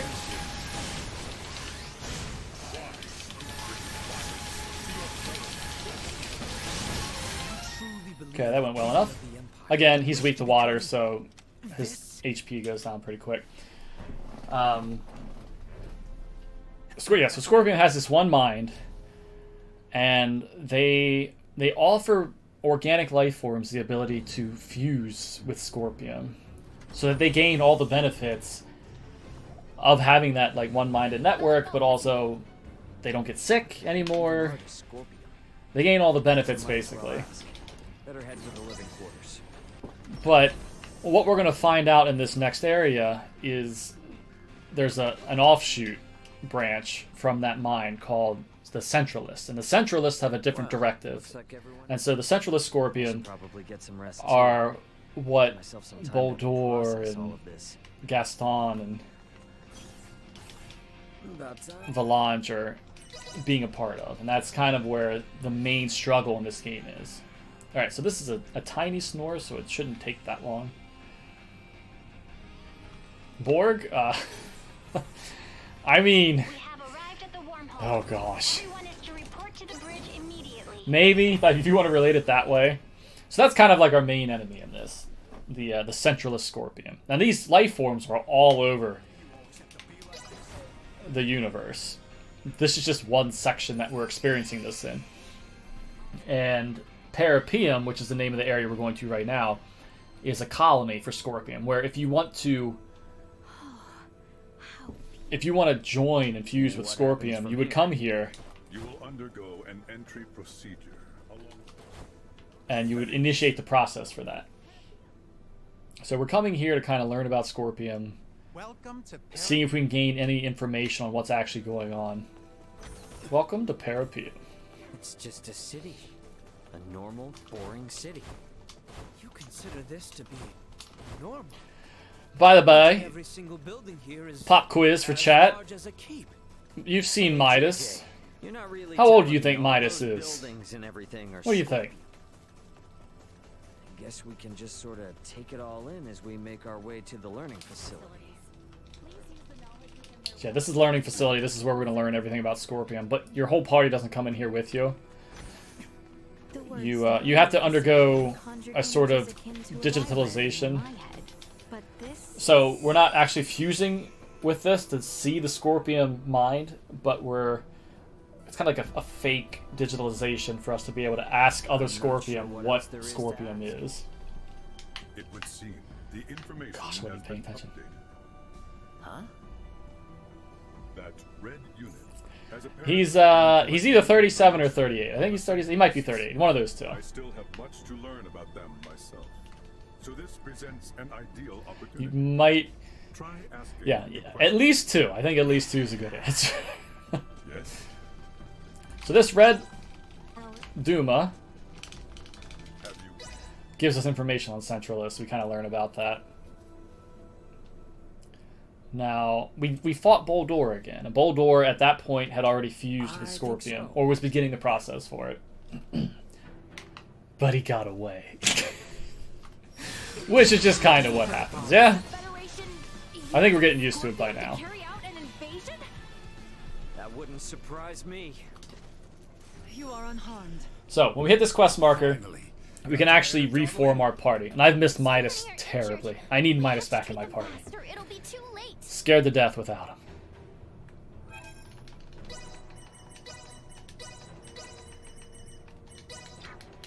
I'll handle this.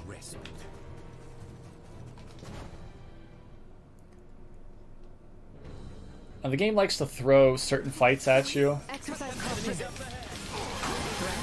I heard you. That one you have to do to progress the story.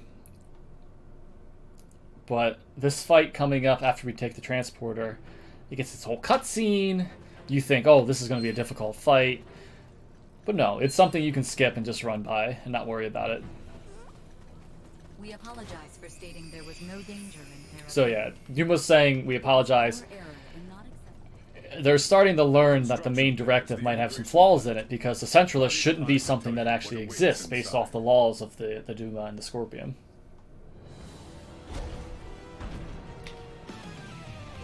So we're just going to run past this fight. We don't have a care for it. And now, sadness. This dungeon. It's a relatively long dungeon, and it's Oh, it's such a pain. It's scary. It's really scary to go through this. Because your other characters... They will I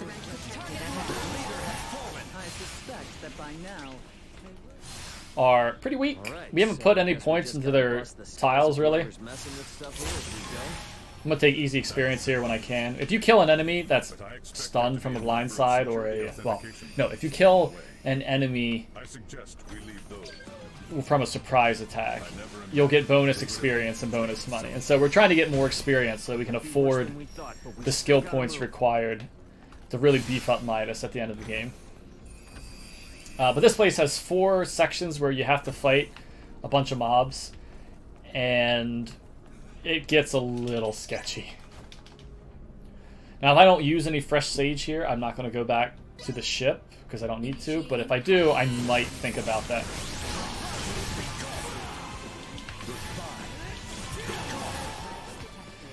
So I want to be really careful here not to take damage, because I don't want to lose my max AP. So I gotta kind of pay attention to these enemies and where they're focused on shooting. And shout outs to Digi here, because Digi dives all over the place, and it's a really smart thing to do.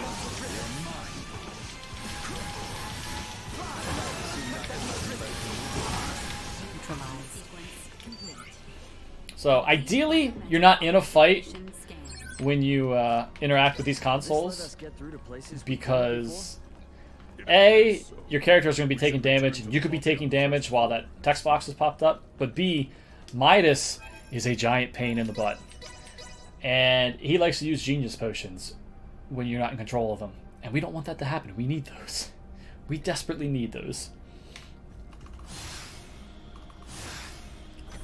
No, yeah, and the diving is nice. You're not invulnerable for too much of the dive, but it does help for sure. So yeah, this place is a little bit of a maze. What we're doing is doing these fights to get access to deeper levels in the integration plant. But these first 2 fights aren't too bad. Initiating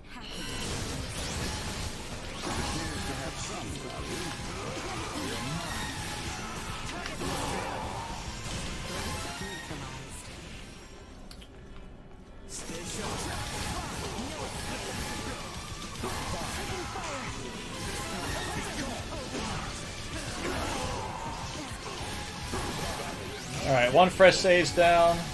Where are you? Ooh, that was a fun little hitch.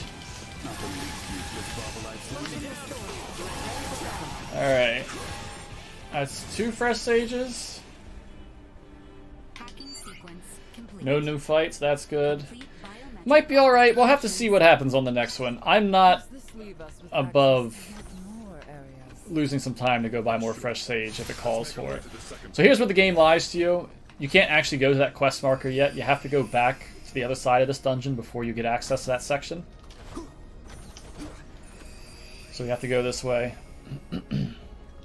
There's a right swarm of them in here. Is there no end to their number? Don't care about those fights. The more they group up, the more we can take out at once. Let's make this quick. This is force fight number 3. I'm going to try to help out my team members here. I took some damage.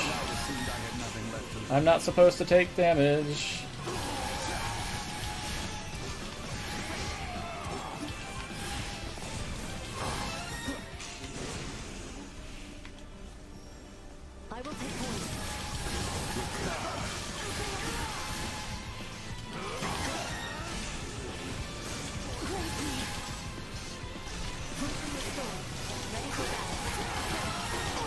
Where are we at? 15 fresh sage.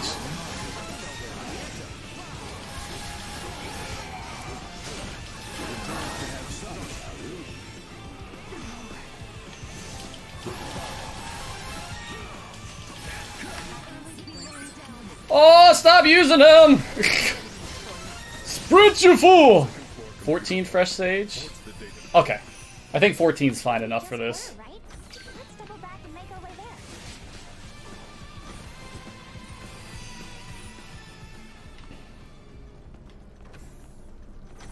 Everybody hold on to something, it's getting weird.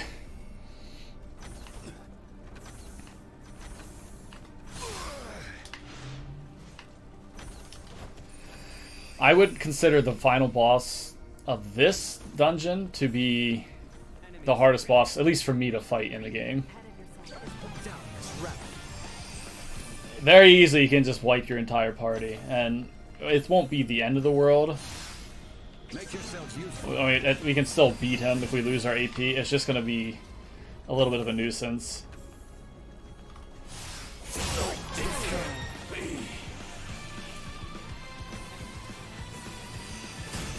Alright, room after room. We're actually going to kill these two enemies coming up here. That's a ton of experience. Almost 16,000, which is insane for this part. We'll run a little further so we can surprise attack this one.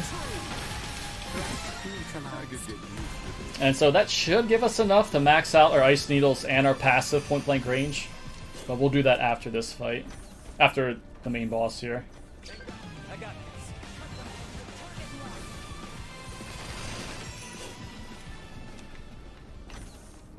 Okay. Let's do some quick healing. 9 blueberries. Still have blueberry potions. 14 fresh sages. Let's see what happens.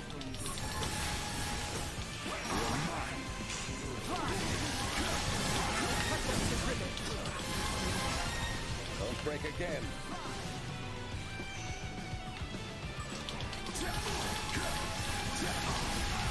I don't want you playing with me over here. Elena, don't break again. Don't come over here, Albert.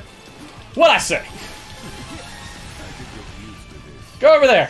Go play with them. I'm hiding. Don't break again. 11. For you. 10. Don't break 9. again.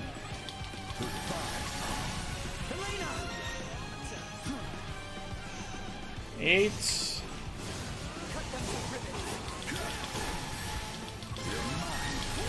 Back on your feet.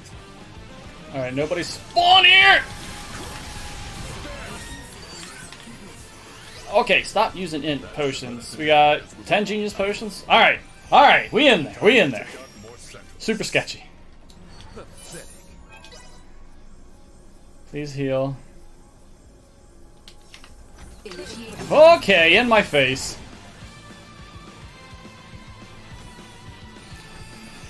So we still have fresh sage. Got blueberry potions. I'm always going to be nervous on this fight, but, you know, come on. Come on. Let's see what happens. I know he is. He just non-stop use of those genius potions. So yeah, for this fight, I'm not going to use genius potions until after my first barrage. Because the most important thing is to flinch this boss instead of doing damage.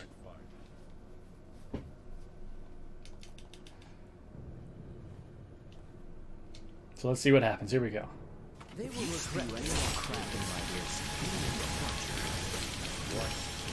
And we flinched him. Why couldn't you do this during my actual runs? I'm upset with you. Fuse Bennett, you sadden me. Not so hot without the Astoria. Man, oh man. I'm upset.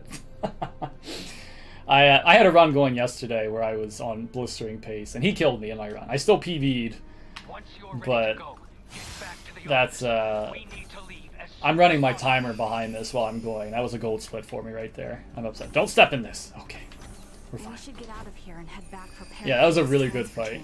That was a good dungeon. Oh, hang on. Split a little early. So yeah, we're going to run back. We're going to have one more cutscene. JJ is going to say, I'd like to come with you, but I've got some stuff to take care of here. If you wanted to recruit JJ into your party, if you're playing Raymond's side, you unlock a quest for him now. And if you do those quests, you'll unlock him as a character. And people, I haven't used him because I haven't really played Raymond's side casually. But I hear that he's very counterattack based. So it might be hard to use him in a speedrun sense. Raymond to bridge. We're departing Parapeum in just a few. Head back to our original... Yeah, the Parapeum dungeon, it's a little difficult speedrun-wise. Things get much better for these next couple sections. No, Solar. No.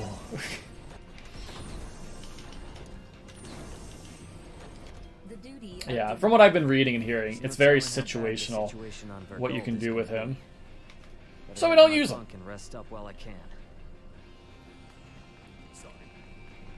So story-wise, we are going towards our home planet. Raymond's father's there. We're going to be going to one of the moons. I think it's one of the moons. We will arrive momentarily. Where the Symbo drives are. The power of those are the things that can operate things like Elena. That's the kind of technology behind her. And the Scorpion want that. Very useful energy source for what they need to do. The Centralists, at least. So we're going here to protect that section from being attacked by Scorpion. So there's a space war going on. We've got no part of that. We're going to be landing on the surface and going through another dungeon. Nope. Paladernia. Now our final use. Let us go help them. Who are you? The neighborhood watch. Get your dirty hides off our lawn, assholes. I apologize for the language. I can't help that. I can't turn that off. I'm sorry. So that was the last use of vatting that we'll probably use. I don't think we'll have any for the rest of the game. How are we doing on damage here? Oh, we're good. We are good. I don't have to build up our gauge anymore or anything like that. Yeah, sorry you have to see it like this. Normally it's So this is considered another town, so I can't really use VA normally to go quickly. We're going to just use it to target enemies and gain a little bit of distance there.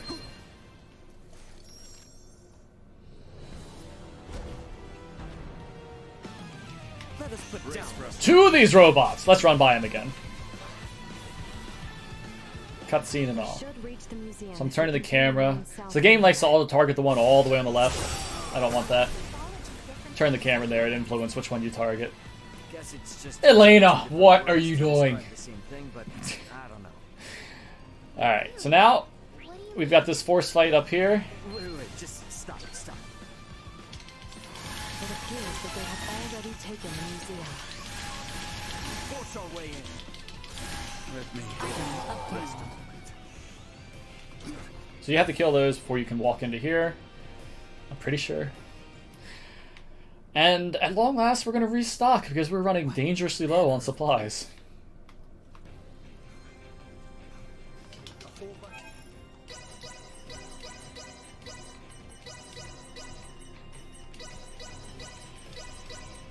Let's make it a point. No new weapons yet, though.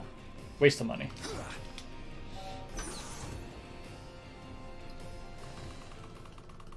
Welcome to Provenien's Cavern. Oh, it's a cave? Where all of Urgold's best technology comes from. So, interesting mechanic in this dungeon. There's going to be certain spots where Duma is rendered useless. Oh, Solar. Is something wrong? You scrub. No. Never mind. It's nothing. No escape. I am getting stuck on something. Alright. Beware the toad. The ground looks ready to crumble under us. So yeah, we'll come across these orbs that we have to break so Duma hasn't been silenced. We're also going to have to break the ground to progress further into the dungeon. The idea of crashing our way through one of Like this.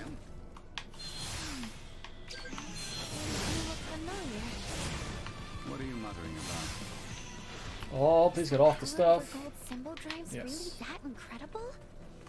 You can tell just by looking at Elena. There are no androids of the... That's a tooltip saying Duma's been silenced. He's no longer silenced. Oh, you jerk.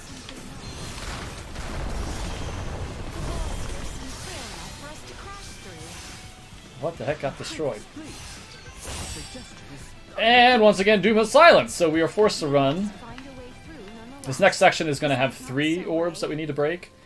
Now, usually, targeting's a little weird in this game. And so, you need to be looking right at the target. But with Midas and this Muria,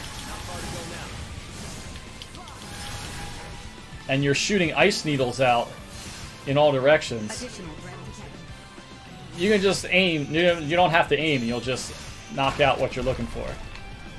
Alright. And that's this dungeon, and we're going to go fight, yes, that's right, Boldor. So this fight, same as the last fight.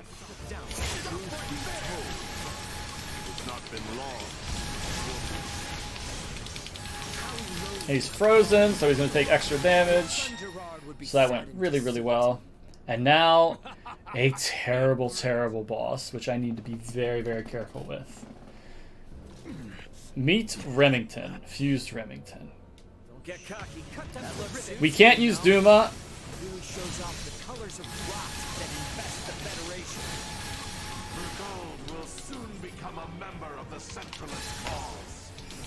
Because he has a counterattacked us using VA.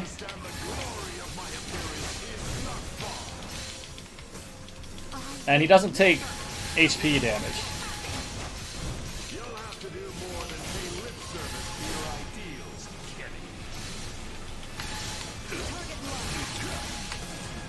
So we need to deal damage to his shield.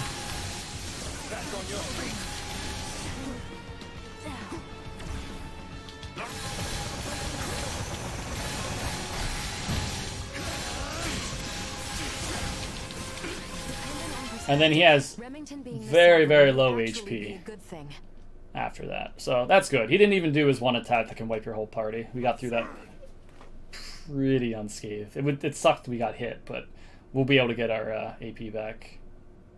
The next boss fight just might be a little sketchy, because we did lose a few max AP.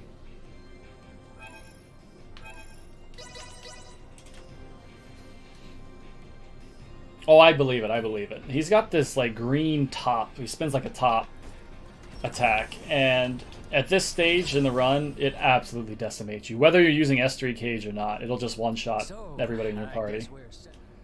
It's definitely ruined a couple runs for me. And the tell for it is pretty obvious, but the range on it is insane. So even if you see it ahead of time, you try to dodge, you're not always going to get out of the way. So yeah, we're heading back to Astor 4. We're thinking we're done with the game. But it turns out we're not. But before that, we need to say goodbye to these people. Oh gosh.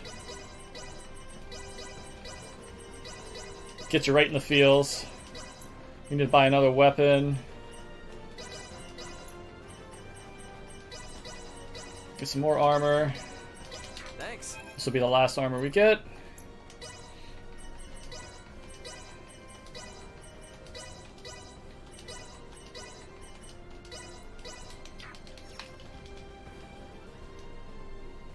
Doing my best. I'm doing my best, people, to not be singing along with the music. Okay. So. I talked about hard locks, soft locks. Coming up is something that is a hard lock and is very reproducible. So if you play this, you need to be careful. I'm going to be getting a cutscene when I go back to the common area. And then I need to go to the bridge. But if I do that before I let a certain text box initiate with Raymond, then the game freaks the heck out if I interact with the elevator before that text box happens, and it just hard locks.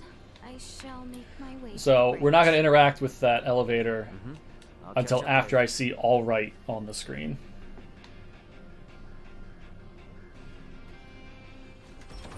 There we go. So as soon as you get in proximity of that door for the elevator, it cuts off what Raymond's saying, and then he'll say all right. Let us make for all serious. But if you path that correctly during the cutscene, you can just walk into the elevator, and you can actually initiate talking to the or choosing the bridge before Raymond gets cut off, and then the game just hard locks. Just full send it, yeah, I bet. You all. Alright. We're gonna go plan what's going on. What you didn't see there is there's this giant spire that's formed at Nilbeth. And we're gonna meet with the king. Look at that glorious, horribly rendered unicorn helmet. Boldor is down at this spire. And he talks with us from there, letting us know he's there. And the reason they're there is because Nilbeth also has symbol drives.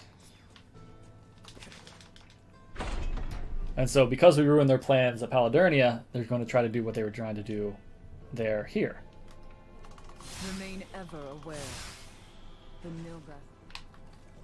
Alright, so we bust in there, and then we figure out some way to stop. Gotta wait for this text to finish, so in the meantime, you get to see what Ultra Instinct Midas looks like. To confirm my suspicions. Let us go then. Little Duma has not once led us astray. Oh yeah, okay, so we actually killed Boldor in that last fight.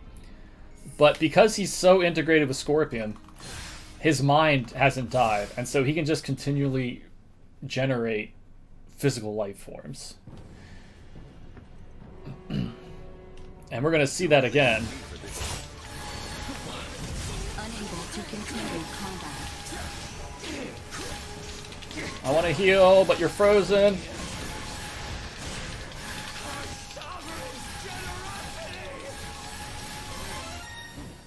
That went really well for only having the AP I had. It is, especially with the technical difficulties we had. I'm not doing too bad. But we'll see what happens. I mean, anything can really happen.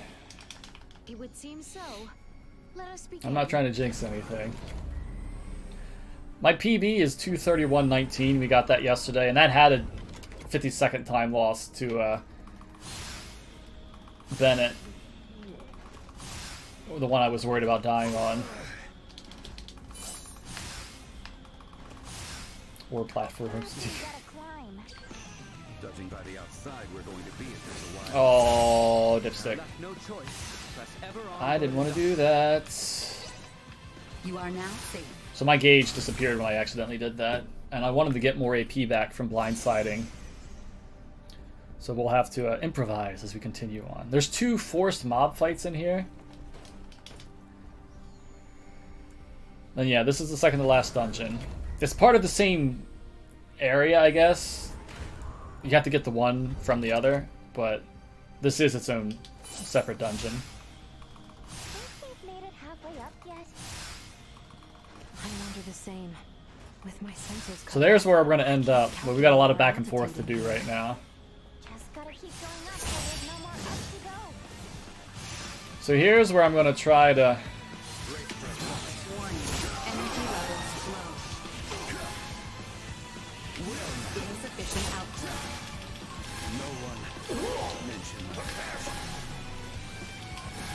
I need you to die, please. Thank you.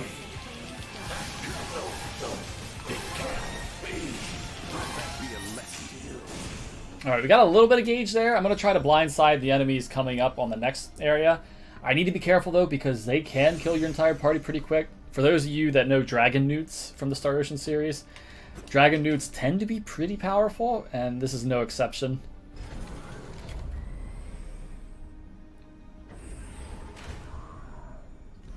Yeah, I'm playing on PC. So the game split up on the leaderboards between PC and PS5.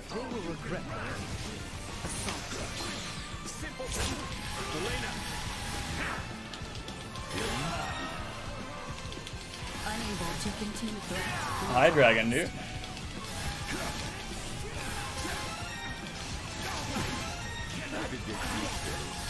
Please stop using all my stuff. Thank you. So you don't want to stand on the edges. You saw those laser beams. I'm pointing up in the air like you guys can actually see me, but you see these laser beams all around the edge. And they do, I think, a static 1,000 damage to you. Which is, if you can look at our HP right now, it's pretty significant. So you definitely don't want to be standing on the edges of those arenas.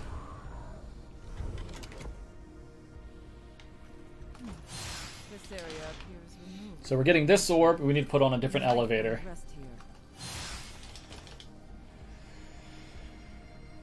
Digi likes to VA onto those platforms, and I wasn't doing that. If it's growing on me, though, for sure. Orb.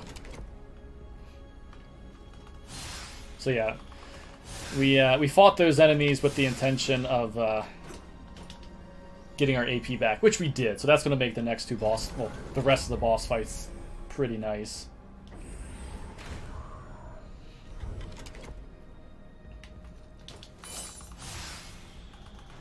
A little more backtracking here. Understood. Make yourselves useful. So that's the shield that we're trying to break, but we need to activate another elevator to do that.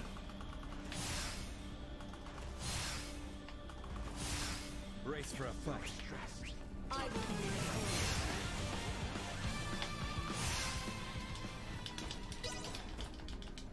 So yeah, that was Scorpion Gaston that we fought. And he actually dies. Sad face. I'm sorry, people, if you were attached to him. Doesn't look like we can get any further this way. So be it. Let us return whence we came. But where there's Gaston, you better believe there's going to be Valanche.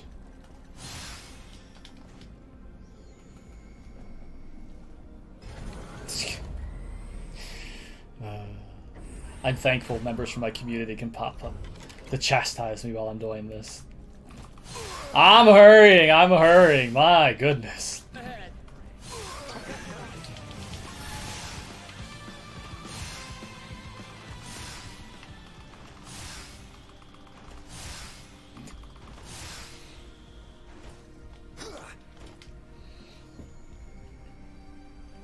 Okay. So this is the one we opened up. We're going to take one more that's past this, and then we'll fight Gaston. Ho ho ho. Sure is oddly quiet here. We should take the rest we are given chance for.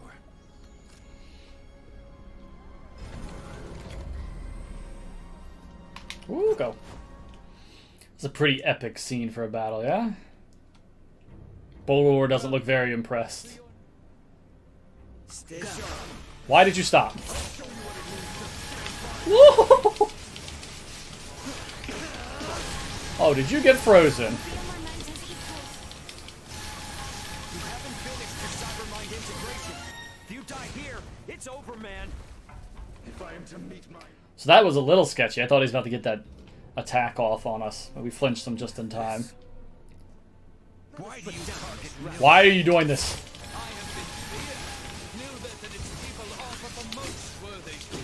Ow! Your want of Osirius never cease?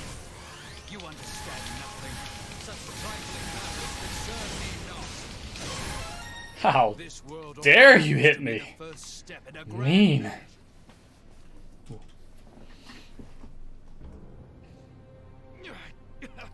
Okay.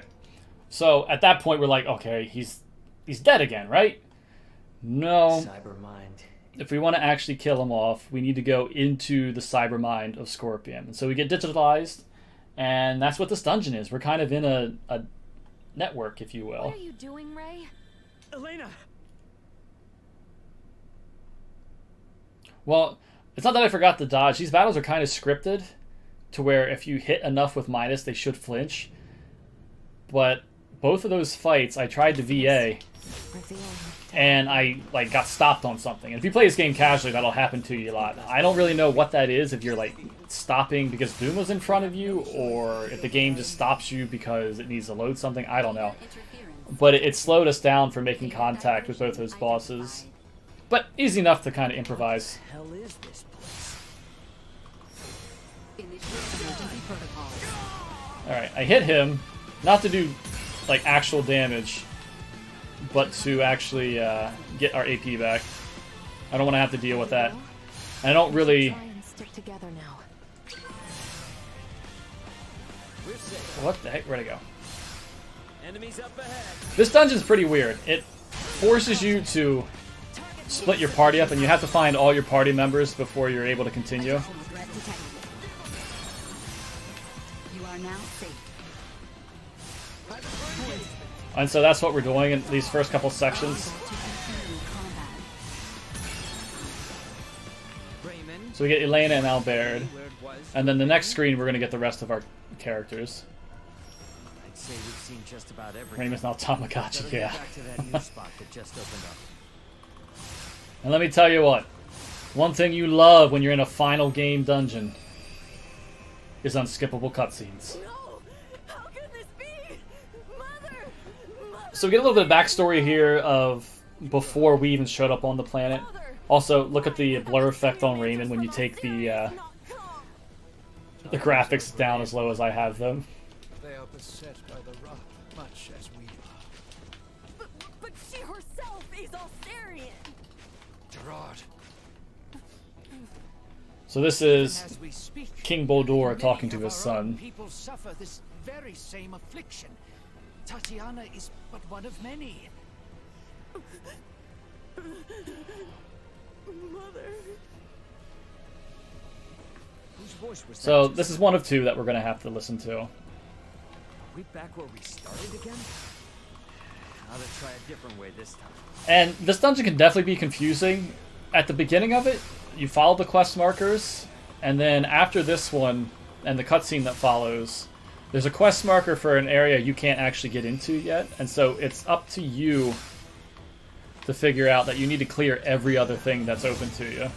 So here we're going to kind of cheese it, make contact with Nina, because there's warp tiles and warp walls. Where had you taken off for? You had me searching. You can actually move while the screen's fading in and out there. That's what I'm doing.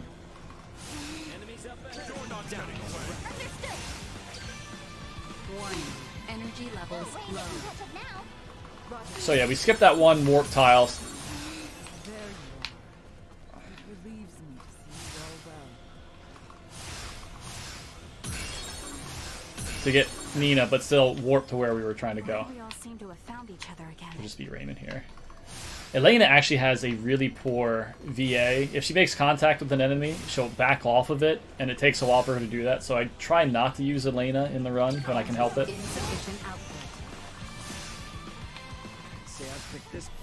So that's all our characters. We got them all back. We just have one more cutscene, and then we can do the rest of the dungeon.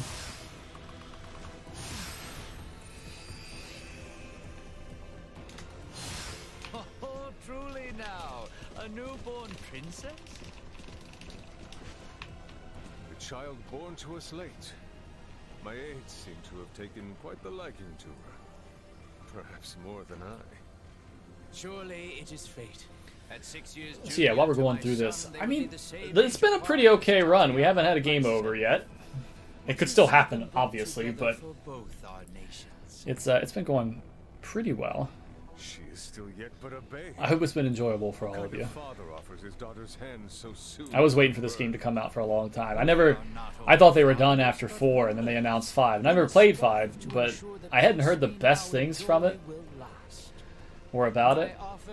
And then I thought, okay, that's probably it. They're done. And then they shut off the mobile game, at least the monetary side of it. So I was like, yeah, okay, Star Ocean's done.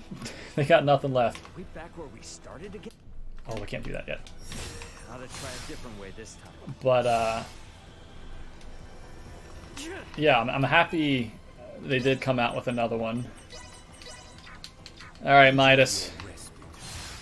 Let's show everybody why we use you. Oh my goodness! I can't believe I forgot to do this.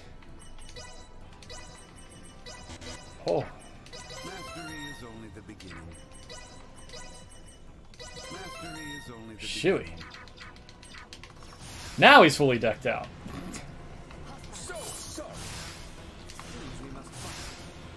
So there's a few boss fights we have left to deal with. First one we go to, because it's closer, is Remington again. But Remington, bless his heart, can be blindsided. Or surprise attacked.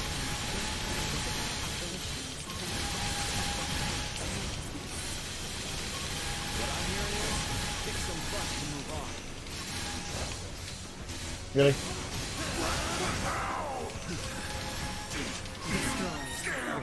Oh, did I run out of... Oh yeah, I ran out of Mental stimulants, good to know. It's like, why is my AP not regenerating? Started again?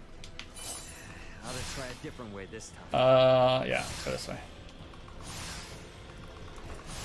So next, we're gonna fight another burb, but I gotta restock.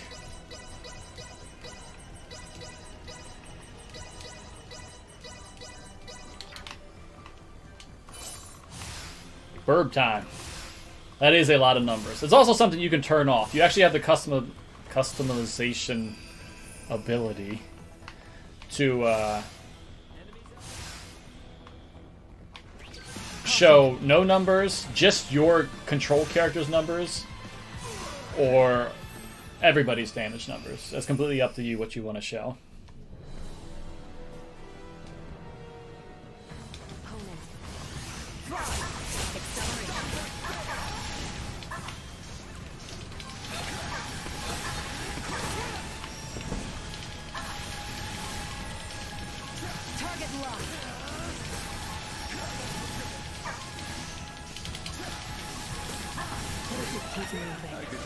Okay.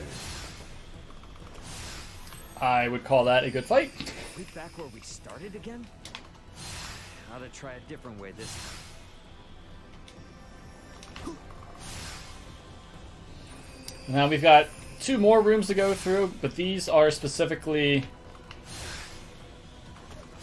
just you have to kill a certain patch of enemies and then you're able to leave.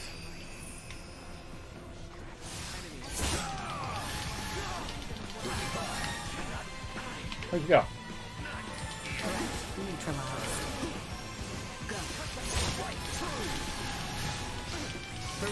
Secured.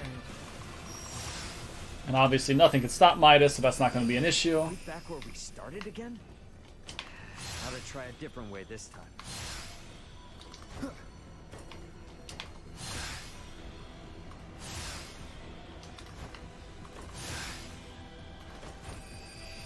This one's easy enough. You just need to go straight ahead here. And the game doesn't mark off that well when you've completed something.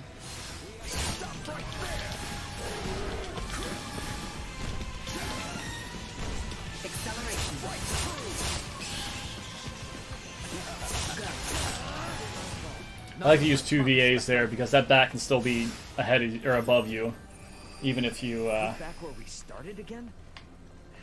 How to try a different way this time. Fly up to it. All right, so we're getting towards the end. There's not too much left. Yeah, this game's really good casually. There's some things I wish it did differently. I'm not the biggest fan of the item crafting in this game. It's fun and it's different for sure, but it seemed a little restricted compared to something like Star Ocean 4. The recipes and stuff like that, it's not as intuitive. Oh, hi. Oh, let's play this safe.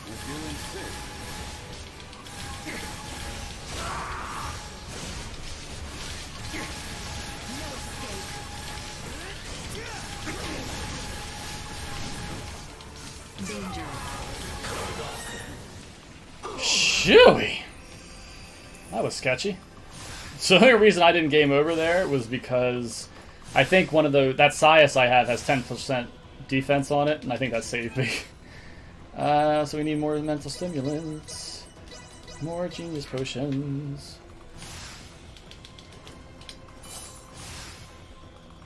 Yeah.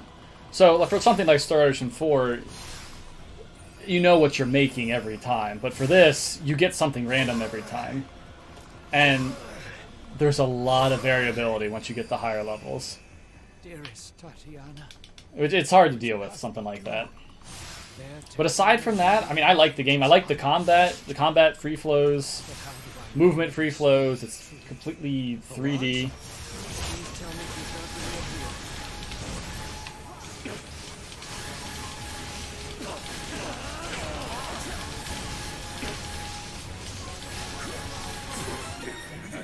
Okay, one final fight to go. Time will be when I deal the final damage to the boss, so try to pay attention to the boss's health bar. I'll say time when it happens.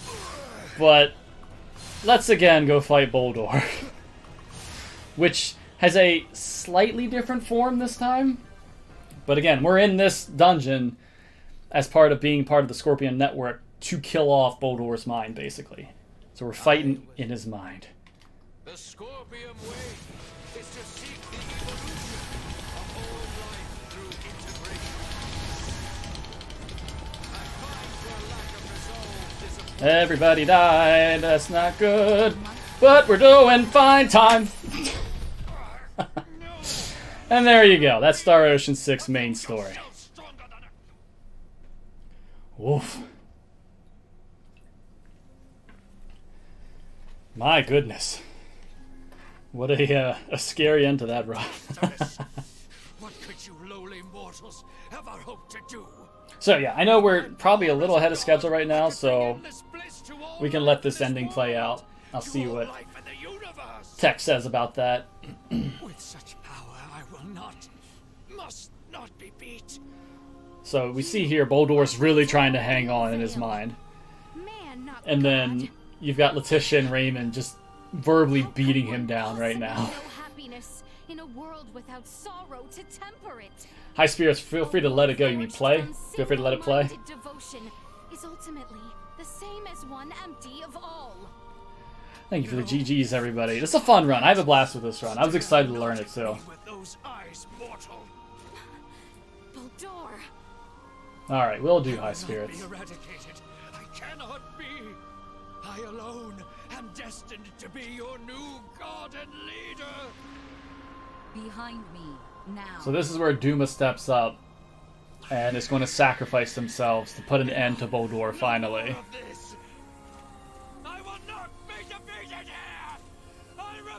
Sub 230 win. We'll see. We'll see. I'm still trying to route out a way to do that. Like I said, we got a 231.19 yesterday, but it's even then, it's tight. My sum of best is under 230, but man, the kind of run you would need for that. Cease this at once. The battle is over. Words are useless. I will do what is needed. Please no! My universe yet needs me!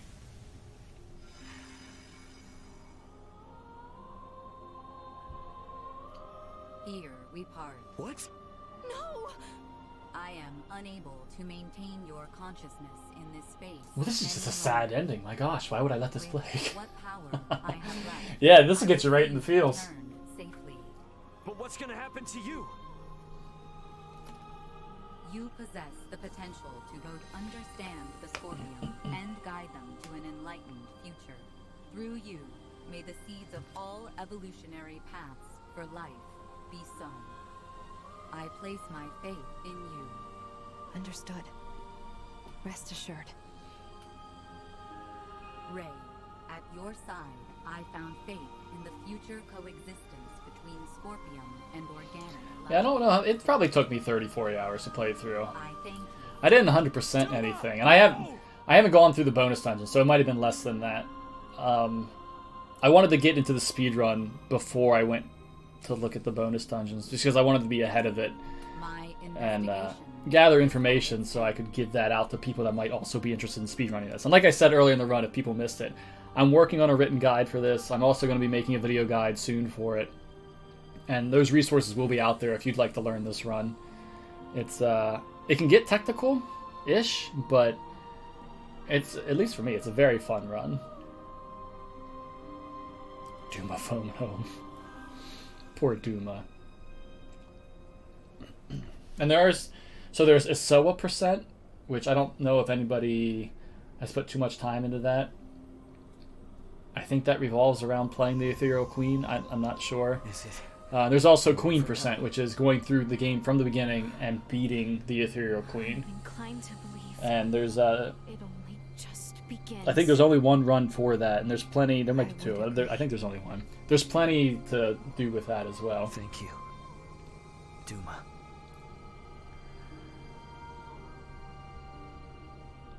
So yeah, myself, I'm a retro speedrunner. a lot of times I'll be playing Secret Evermore, Secret of Mana, Illusion of Gaia, Link to the Past. I'm getting into learning the Seiken Densetsu trilogy for speedruns. I just played Final Fantasy Adventure for the first time. I'll be streaming that. Protectorate, then. So if that interests you, love to see you. As I mentioned before, Astor but I appreciate you all watching. It's, I was looking forward to this because I really wanted to get Star Ocean out there for people to see. Are we to be subjected to surveillance by an ambassador? No, nothing quite as direct as that. Astor will remain. So they're kind of going through now. Marielle's giving the lowdown. You've had interactions with people that were not from this planet, and so you're going to be protected by the UP3 now. We're going to have people watching you just to see how you progress with your quote-unquote evolution on this planet and try to regulate that.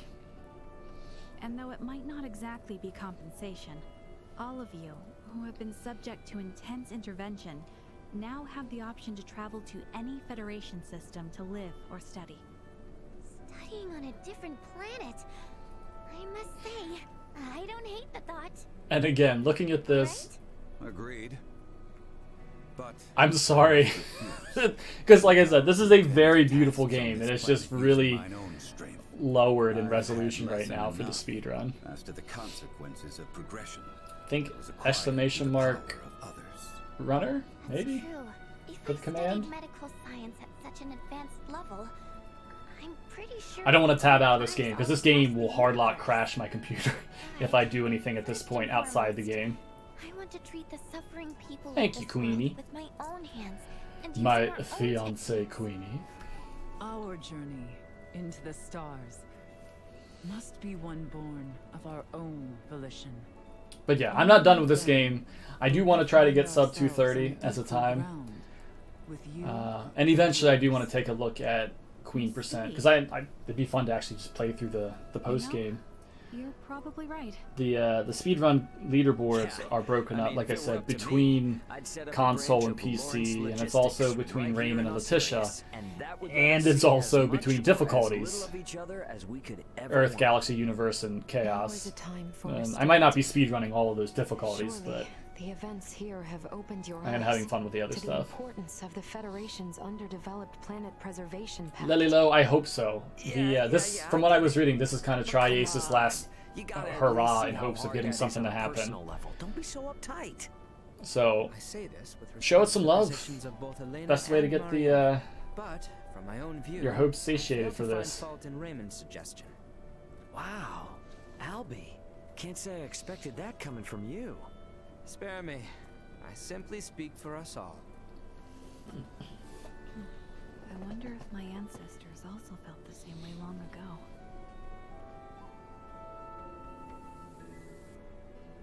Let me get some credits. So, kind of like all of the other Star Oceans, depending on the private actions you have with people, We have a tendency to be fine. you'll get different endings. I thought I did a pretty good job on my casual playthrough of talking with everybody I saw and choosing options on private actions. I got 0 additional endings out of it, so that kind of broke my heart. Oh yeah. But we're definitely not going to see anything extra here. I think we'll have this cutscene with the credits, and then we'll have one more cutscene with Raymond's dad, and then a final cutscene at the end. But feel free to cut me off at any point, Tech. Free us all from the burdens of work life so we could just kick back and have fun. Says the man bound to place his burdens on the shoulders of poor Chloe and Elena. Hey, I've become crazy capable after all this. I'm sure they Thanks for watching. I really appreciate it. And enjoy hello to all the viewers on the Japanese restream. I know everybody's been going strong there too, with their own commentary and watching the run. Okay, let's leave it at that. Thank you to everybody there for watching too. Ray, this is the Aldous. We're now in geostationary orbit. Copy that. Yep, best get going before this turns into another pick-on Ray fest. It does seem about time. Whoever rescues you at the start of the last dungeon This has is the Raymond highest for the affinity. Aldous. Commence transfer.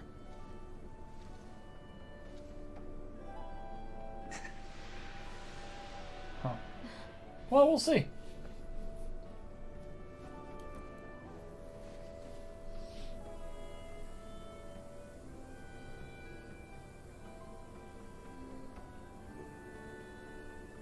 Tatooine? I mean, Astor 4?